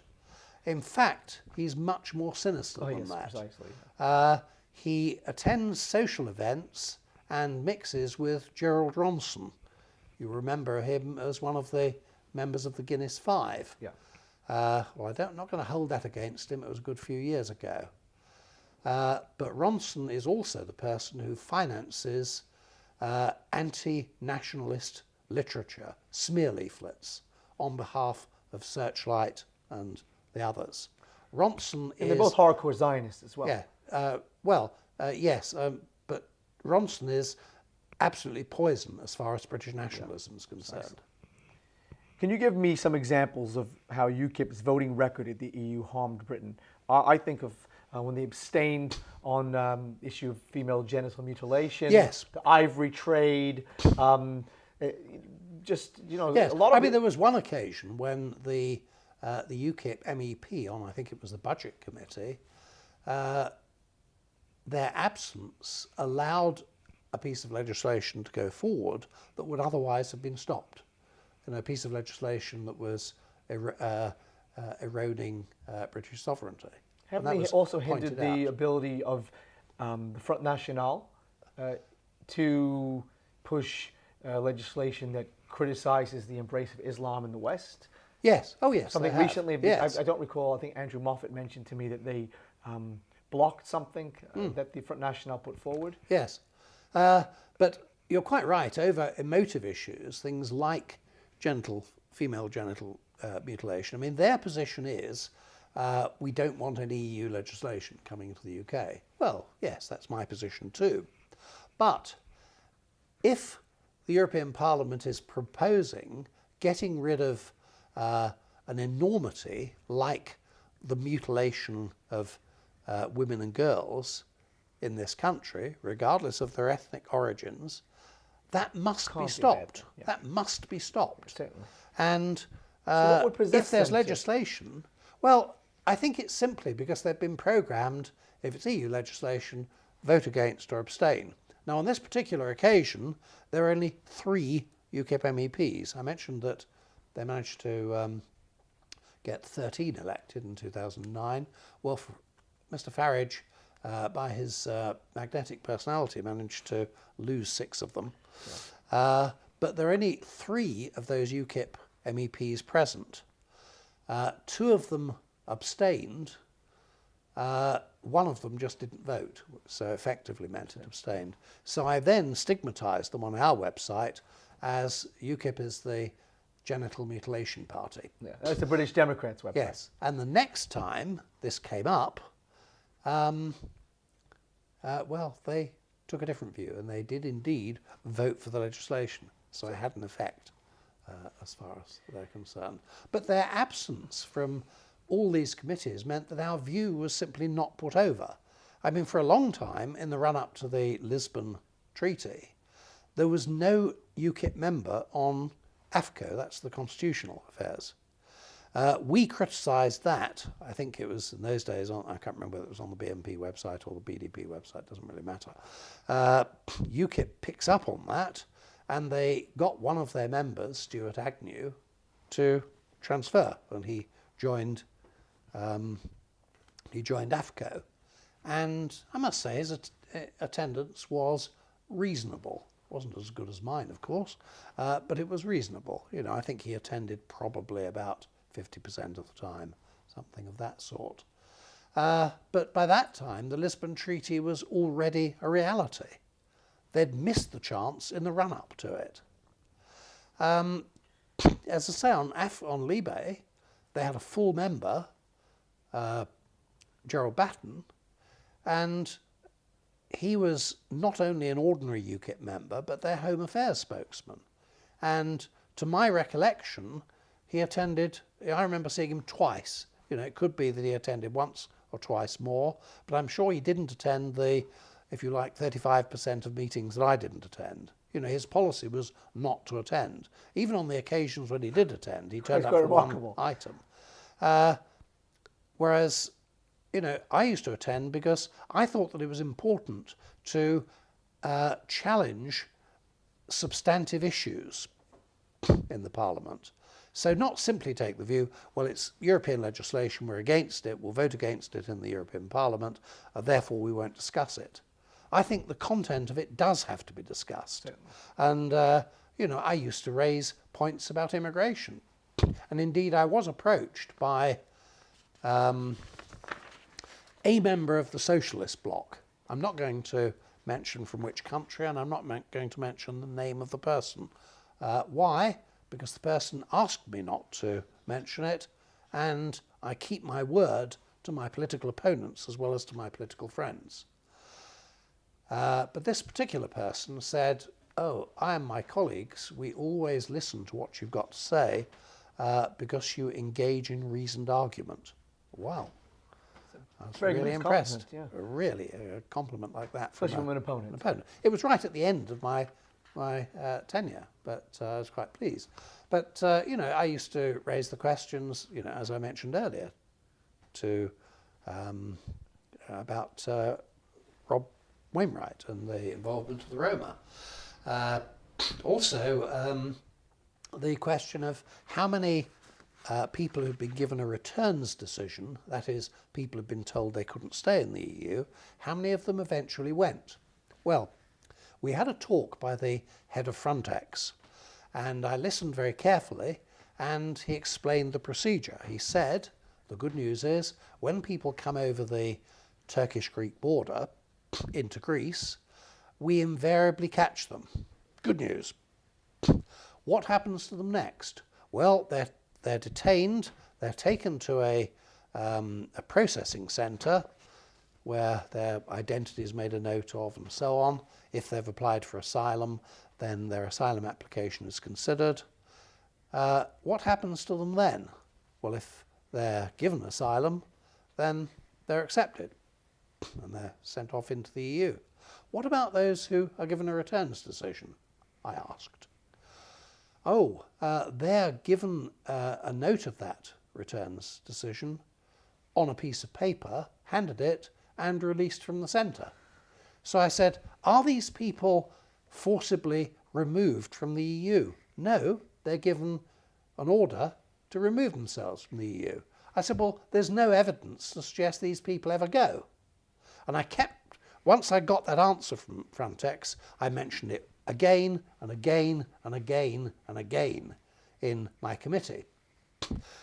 I was rewarded right at the end. It was my penultimate appearance. I think it was the 31st of March 2014. It was the second but last meeting of UKIP, of Libe. The Commission issued a report. They'd obviously carried out a study, I suspect, because I raised the question. And they looked at 3 successive years, 2010, 2011, 2012. I think 2010 was when I first raised the question. I don't remember the figures for 2010, 2011, but they were similar to 2012. The figures for 2012 was that of those who were given a returns decision, 37% left the EU, which meant that 63% didn't. It's still higher than I thought it was going to be, unfortunately. Yeah, yes. It's remarkable, though. But, you know, it was showing that the return system didn't work. I was told that those who did not return still received benefits as well, even though they had a return order. I don't know. I don't know. I can't remember, and I'm not going to guess at what I don't know. No problem. Okay. I mean, the other thing that I used to target in Libe was the principle of non-refoulement. Judging from your face, you're saying, which language is he French, talking I now? It is French, yes. What's it mean, though? That I don't know. I wouldn't have known. But apparently it's a principle that if somebody has come from a country that is dangerous, even if the person is not personally at risk, then that person cannot be returned to a dangerous country. Now, this sounds very humane at first, but we've got to bear in mind there are people who are personally at risk. They're escaping from torture and worse, and coming to the West. Well, those people clearly cannot be sent back to those countries. I think they should be kept in Europe only for a short time and then found a home in a place in their own part of the world. But what about the people who come here who are not personally threatened but simply live in a dangerous country? It's a lot of countries. Yes. Well, that's what I said. I said, well, does that mean that the whole population of Pakistan, the whole population of Afghanistan, and the whole population of China, all the populations of those countries are threatened by some kind of ill treatment, should be brought here? I said, because if you accept the premise that if they get here on their own initiative, they can't be sent back, then it must logically follow we can't allow the existing population of Afghanistan, Pakistan and China, so let's bring them all to Europe and watch Europe sink. Oh, I've mentioned those three countries this afternoon. I'm going to now, tomorrow, we'll move on to Africa, and then the day after that, possibly to areas of Latin America. And, I'm sure they were none too pleased. Well, no, I mean, there were some, you could see one or two of them were allowing themselves to smile behind their order papers. But of course, the left didn't like it at all. I can imagine. Immediately after the murder of British soldier Lee Rigby, UKIP party leader and MEP Nigel Farage rushed to a mosque with two other MEPs, I think one from your region, Yes. Jane Collins, possibly, is that right? I can't remember. And Ray Finch. At this mosque, they met up with someone who was actually, I think his name was Mujib Rahman Bhutto, who is actually still a member of a designated terror group in Canada, as well as the United States. I don't know about him, so I don't want to comment. However, Farage did rush to this Yes. mosque, and what was his? Well, why his would he do this? aim, I think, was to indicate that UKIP was in some ways pro-Islamic. They didn't want to give the impression that UKIP was, to use that word, racist. So I don't use the word racist, I'm simply quoting him. And they thought that this would exonerate them from that dreadful crime. It's an interesting dreadful crime because it's a dreadful crime that has no definition. Precisely. So it's a little bit like seeing a conversation But it was a between us, wise- and I start the conversation by saying, mind you, I'm not a racist, and you say, what's a racist? And I say, I don't know, but I know I'm not one. And you say, oh, I'm pleased to hear that. And I say, yes, it's absolutely important that we should never be a member of anything that we don't understand the definition of. But do you think honestly that it was a wise move by Farage? I mean, No. the European Nights Well, Project. it depends. It wasn't a showed the wise photos. move as far as the general population is concerned, but He's in the but the business general of getting votes. population, but the general population is not. Doesn't have its attention drawn to that kind of thing that is damaging to UKIP. Well, the media That's will show left that. out of the picture. Only alternative The whole websites. purpose of that was to bring it to the attention of other people in the communications area, people who pull the strings in politics, to exonerate Farage and therefore UKIP from this dreadful charge of the undefined crime So it may of land him racism. more question time appearances. Yes, Something like that. yes. You know, Or some possibly funding from a Yes. newspaper that is on the yes. is I kind mean, of on in the the fence with UKIP. in the early 2000s, Farage approached the BBC. We know this on good authority. I can't give you the names of the person on whose authority it was, but they're people who were in the know. And he told people that he was going to say to the BBC, support me or you'll get the BMP. What we don't know is what the answer of, that information wasn't provided to our informant, what the answer of the BBC was. What we do know is that Mr. Farage has appeared on Question Time more than any other single politician. And the format was not changed for Farage each time he appears. That's right, yes. When Farage attends, he is invited with the other members of the panel to discuss the news of the week. They don't invite him on a programme to have Nigel Farage and UKIP pulled apart by a hostile audience and by hostile members of the panel and a hostile chairman. UKIP obviously makes a lot of money from Britain's membership in the EU, in the same manner in which anti-racist organisations enrich themselves through racism. Does Farage really want the UK to leave the EU, or is he profiteering from a membership in the organisation? Genuinely. I don't know. I mean, I'm not going to make guesses about internal motivations. Certainly, most UKIP members do indeed want the UK out of the EU. But why has he not been visible? I mean, all the money that they make from the EU. I mean, they've not been really busy with the campaigns to get out the EU in the last few months. Well, that's the point. I mean, we spent our communications allowance in putting out leaflets asking people to come out of the EU. I've not seen that from UKIP. No, I haven't. Even in Southport, there was an event where Paul Nuttall was supposed to speak, and he never showed up. No. They sent some third-rate local council candidate. I mean, some of the money that's provided is provided for staff, but the European Parliament authorities are very keen on looking to see whether the staff are indeed doing European parliamentary work and not party work.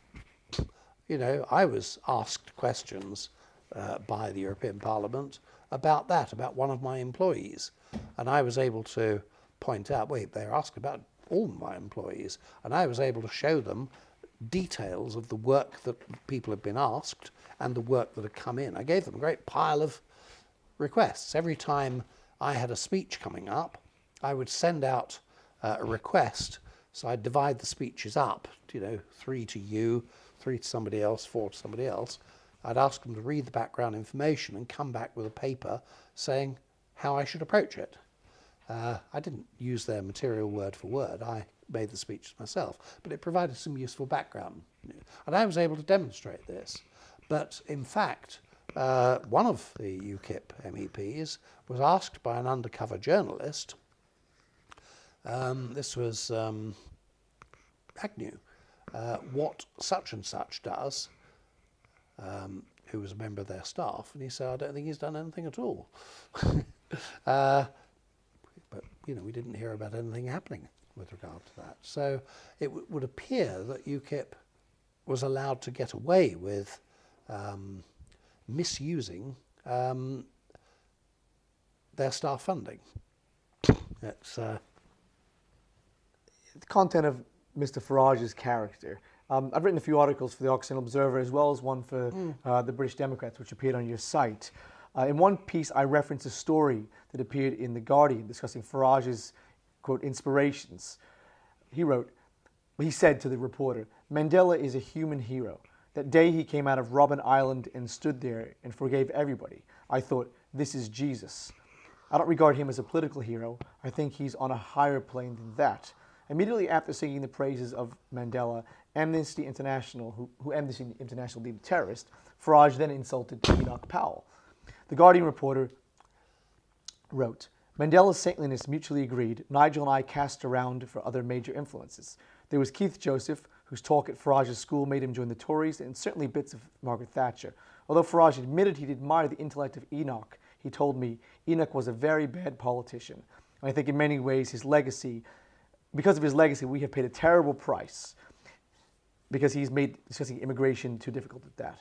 Should it shock people that he could, in an interview, praise Nelson Mandela, who was a convicted terrorist, while basically assassinating the character of someone he earlier called a hero, who one would expect he would actually. I can't remember the detail of the particular acts that he was found guilty of, but he was certainly convicted under the South African. Yeah.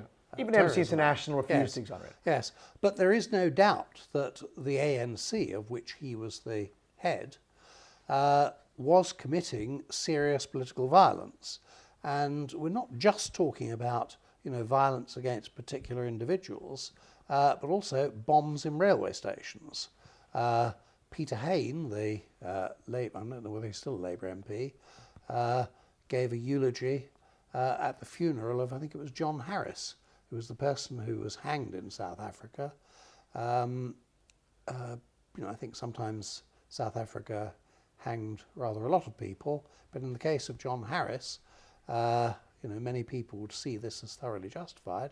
Why? Because he killed a lot of people by setting off a bomb in a railway station. And people should know that, Mandela and company... That is terrorism. Mandela company killed a lot of black people too. Yes. A lot of black opponents, a lot of more moderate Yes. people. A lot of black Christian leaders were killed by Mandela and his group. As for demonising Enoch Powell was one of those who, even in his case, somewhat belatedly, warned us of the consequences of mass immigration and was prepared to speak out for it. He didn't do this for personal gain. But Farage said it's because of him we can't discuss immigration. That's absolutely false, obviously. Yes. So why would he say that? Well, because he wants to, again, win points with those that matter. Those who are the movers and shakers in the political world, those who pull the strings in the political world, must be made certain, made satisfied that politics is safe in the hands of Nigel Farage. That's the purpose of it. I heard in the European Union that, I don't recall if it was Paul Nuttall, it was someone in UKIP, turned their back on BNP speakers. Is that the case? When you spoke, deliberately turned their back, and you had actually, you had harder, I would say... I can't remember. I didn't really take much notice of them.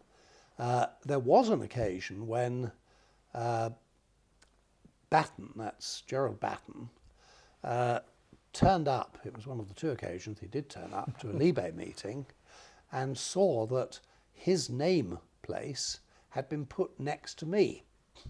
I didn't put it there. It was just the staff of the European Parliament. And I'm sure they didn't have any ulterior motive in doing so. And I had no particular wish to sit next to Gerald Batten, but if he'd sat there, I wouldn't have objected. But he looked terribly distressed by this, had a word with the staff of the European Parliament, got them to come and take his name place away and put it some distance away from where I was sitting. I think it says it all. I just thought, how petty. Yeah, it's quite shocking. Is that for appearances, you think, or do you think he genuinely had an issue with I being really set don't know. It's quite shocking, actually. It's simply that the prevailing feeling among UKIP MEPs was that they hadn't to acknowledge that we existed. Would most UKIP supporters agree with that, Yes. you think? Though I must say that much later, this was right at the beginning of our term, much later I made a speech. It was about the difference between the common law approach to human rights and the Roman law approach to human rights, in which Gerald Batten looked around and gave me a thumbs up. So, he's not beyond redemption. Which of your accomplishments are you most proud of? In your life, in general, at the European Union? Well, as far as the European Union is concerned, I'm not sure whether the word accomplishment is right, but that I did my job. I was elected. The various media pundits said that we would, be a waste of time and wouldn't bother to turn up and so on. In fact, my attendance record was among the best within the European Parliament generally and among the UK MEPs in particular. And that was Strasbourg in the Parliament, but also in my committees in Brussels. And I did my best to use the facilities of Parliament to the greatest extent possible. Not simply by voting against legislation, although we did that to a large extent, but we also made sure that we voted intelligently. So even though, by and large, leaving aside issues like genital mutilation, generally the legislation itself at the final decision we would vote against. Our view was, if this legislation is going to go through, then we would prefer it to be less bad rather than worse. I won't quite say better, but certainly less bad rather than worse. So my assistants used to go through the legislation with a fine-tooth comb. I had one out in Strasbourg with me, another one back in England or Wales, and they would both go through it individually and then discuss it. Any controversy, they would then raise it with me. So we made sure that all our votes over amendments, those are the things that determined the content of the legislation later on to be voted on, reflected our view and our ideological position. So we didn't, as a lot of people do, just sort of abstain. Mr. Farage used to sit there, and unless there was a recorded vote, an electronic vote, he just sat there and didn't move his muscle. He didn't vote on them at all. We voted on everything. So I'm proud of that. I'm proud of the fact that I made as many speeches putting over our political content. I'm not just talking about, making speeches over, I don't know, which side of the road people ought to drive on or something of that sort, but key political issues, to do with our sovereignty, our identity, the identity of our people, immigration, EU control over these sort of things, that I made sure that I made as many speeches as possible.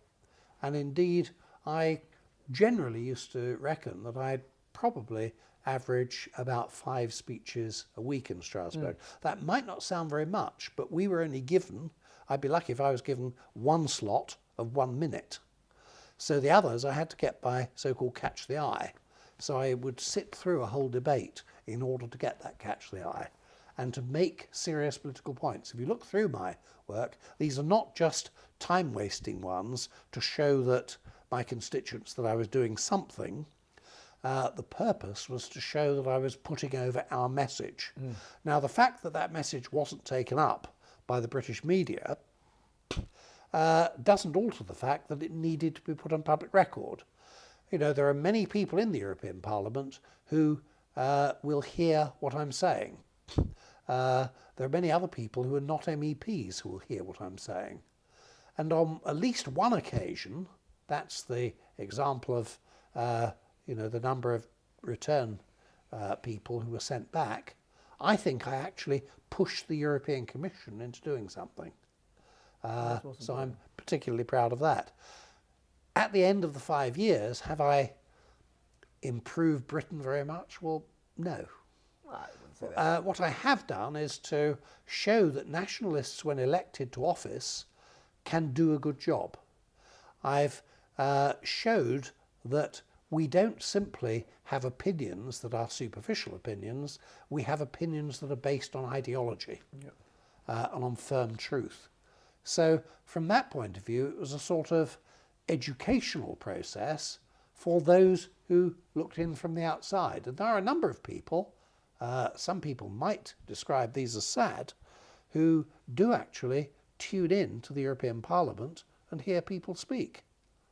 I can see that shocked you, the idea that people haven't got other things to do in their lives. No, if you're interested in the workings of European Parliament, I don't see why you wouldn't watch some of the debates. Yes, I was joking a little bit. No, but I mean, they might be dry for the average person to watch, but certainly if it's an issue you're interested in, you would tune in to see what's going on. I mean, and the highlights are all over the internet also. And I tried to make sure that a record of what I said went out.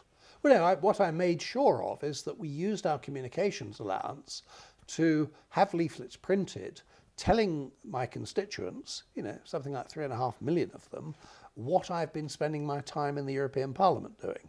And the best example of that is the grooming one, where we found that grooming fell within their definition of human trafficking, because the definition of human trafficking didn't simply mean people being moved from one place to another. It also meant people being exploited for Did sexual the EU purposes. do anything with regards to grooming? Did they? No, I don't think so. But at least it raised the issue for them. You know, I'm sure there were many people in the other 27 countries who didn't know what grooming was. It's something that most British people know about. And I was bringing it to their attention by mentioning it in the European Parliament and showing my constituents what I've been spending my time doing. Now, you know, 43,000 euros, that's what, 35,000 pounds, sounds a lot of money. But as I say, this isn't money that I could spend. Of course, yeah. It was money for myself. It was money that could be spent only for specific publications, which I spent on those things and had it distributed. I employed somebody to do nothing else but go out door to door delivering my leaflets. Projects moving forward? What are you doing now? Well, obviously we're preparing for the EU referendum. We want to make sure that the choice isn't simply between the EU and being a globalist free from the EU, because that is the choice. I mean, the Tory rebels and UKIP are essentially globalist people who don't want to be part of the EU, but they still want to be globalists. We remind people that what's necessary is an anti-globalist policy, where necessary to protect our industries and the jobs of our workers. So that's an important project. An important thing is to mention that immigration is something that is being in the process of being transferred to the European Union. So that if we remain in the European Union, it won't be a case of whether the government can do anything about immigration. It's certainly shown it doesn't want to do anything about immigration, but indeed whether governments in the future will be able to. So we bring that to their attention. But what else? Leaving aside the communications on substantive issues, there are two other areas that I want to put emphasis on, though resources are difficult. One of them is what I call the war of ideas, and that is that the social anthropologists, the Margaret Mead people, have effectively hijacked academia and political ideas and social ideas. I think that it's not enough simply to put out election leaflets and hope that people will flock to our banners and disregard all the rest of the things they've been told. I think parallel with our election leaflets, indeed throughout the year, we ought to be putting over leaflets about ideas on the nature-nurture debate, for example, on the fact that immigration is not just about numbers, it's about whether people have a beneficial effect or, in most cases, a deleterious effect on our country. Apart from the war on ideas, we also need to challenge a lot of the, what I would call ideas implanting that is put out by the establishment. I mentioned the word racist before, and I have indeed sketched out a leaflet. Whether or not this ever comes to fruition is another matter. And it's challenging it because we all know that when people get involved in pub discussions, they start talking about immigration, they start to say things that are sensible, and then they suddenly stop, they think, have I gone too far? And they utter those memorable words, which are, I'm not racist. that's right, mind you, I'm not a racist. Mind you, I'm not a racist. So I've sketched out a leaflet that starts with two people, like this. We're standing opposite each other, and I start by saying, mind you, I'm not a racist. And you say, what does racist mean? What does racist mean? And I say, I don't know, but I'm not one. And you say, I'm jolly glad to hear that. And I say, yes, we mustn't ever agree that we're something that we don't know the meaning of. Exactly. You know, what it does is it shames people who are basically good people, Yeah. who want to say something about immigration. It shames them out of going through that dreadful, ridiculous mantra of seeking absolution. And that really must be tackled for its own benefit. Leafleting, the internet, writing articles, the website. I think yes, but it's got to videos. get beyond just substantive policies. What it's got to do is to look at the propaganda against us. Reshape minds, Yes. hearts and minds. Yes, we've got to show that propaganda does not start and finish with politicians. Yeah. If you look at your television, you say, well, where's the propaganda? They say, oh, well, party election broadcasts, party political broadcasts. I say the worst area are in the commercials. You look at the commercials and they present a picture of every other member of the British public being from an ethnic minority.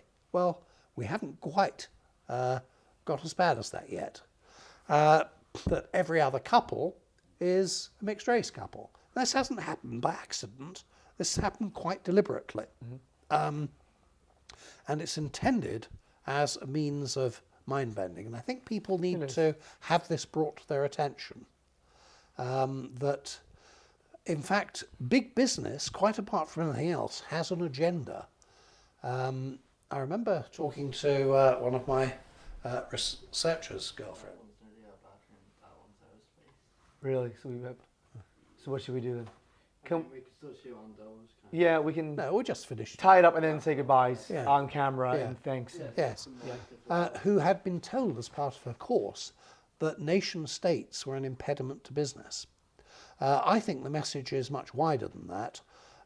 Nation states or ethnic identity, both of these are seen as an enemy of business. Certainly. Business has an agenda, and it's not just a business agenda, it's a political agenda. And we've got to realise this.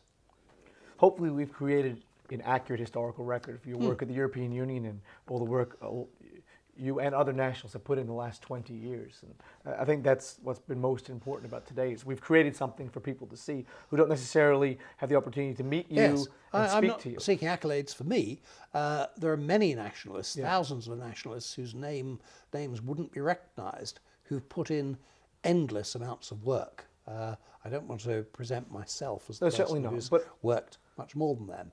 But there is another thing to be mentioned, and that's your own role. Nationalism is at such an uncertain crossroads at the moment, so awfully fragmented, that your role seems to be to act as a catalyst that could bring fragments together. I appreciate that. And, you know, that might be seen as flattery on your part. It's actually more than that. It's placing rather a heavy burden on your shoulders. It does suggest I'll do my best. Yes, your role in this sort of crossroads of different strands of nationalism might well be so crucial, you know, because of the way things are fixed. So bear that in mind. It's making me blush now. Well, it's not simply No, I know. you know, to do with flattering people for past things. It's really to do with this is a possibly onerous duty that you might find that you've been landed with, probably not by intent, but just the way things are found out. I sincerely appreciate that. I hope I can do my Yes. best. And, Yes. you know, I love this Yes. country. Yes. I want to see my daughter grow up in a safe Yes. environment. I want to see the country of my grandfather move along, Yeah. be strong, safe, and the way it was when he was alive. And That's right. you know, all we can do is our best. That's really. right. Good. Thank Excellent. you so much for coming. Okay. I appreciate it. Thank you.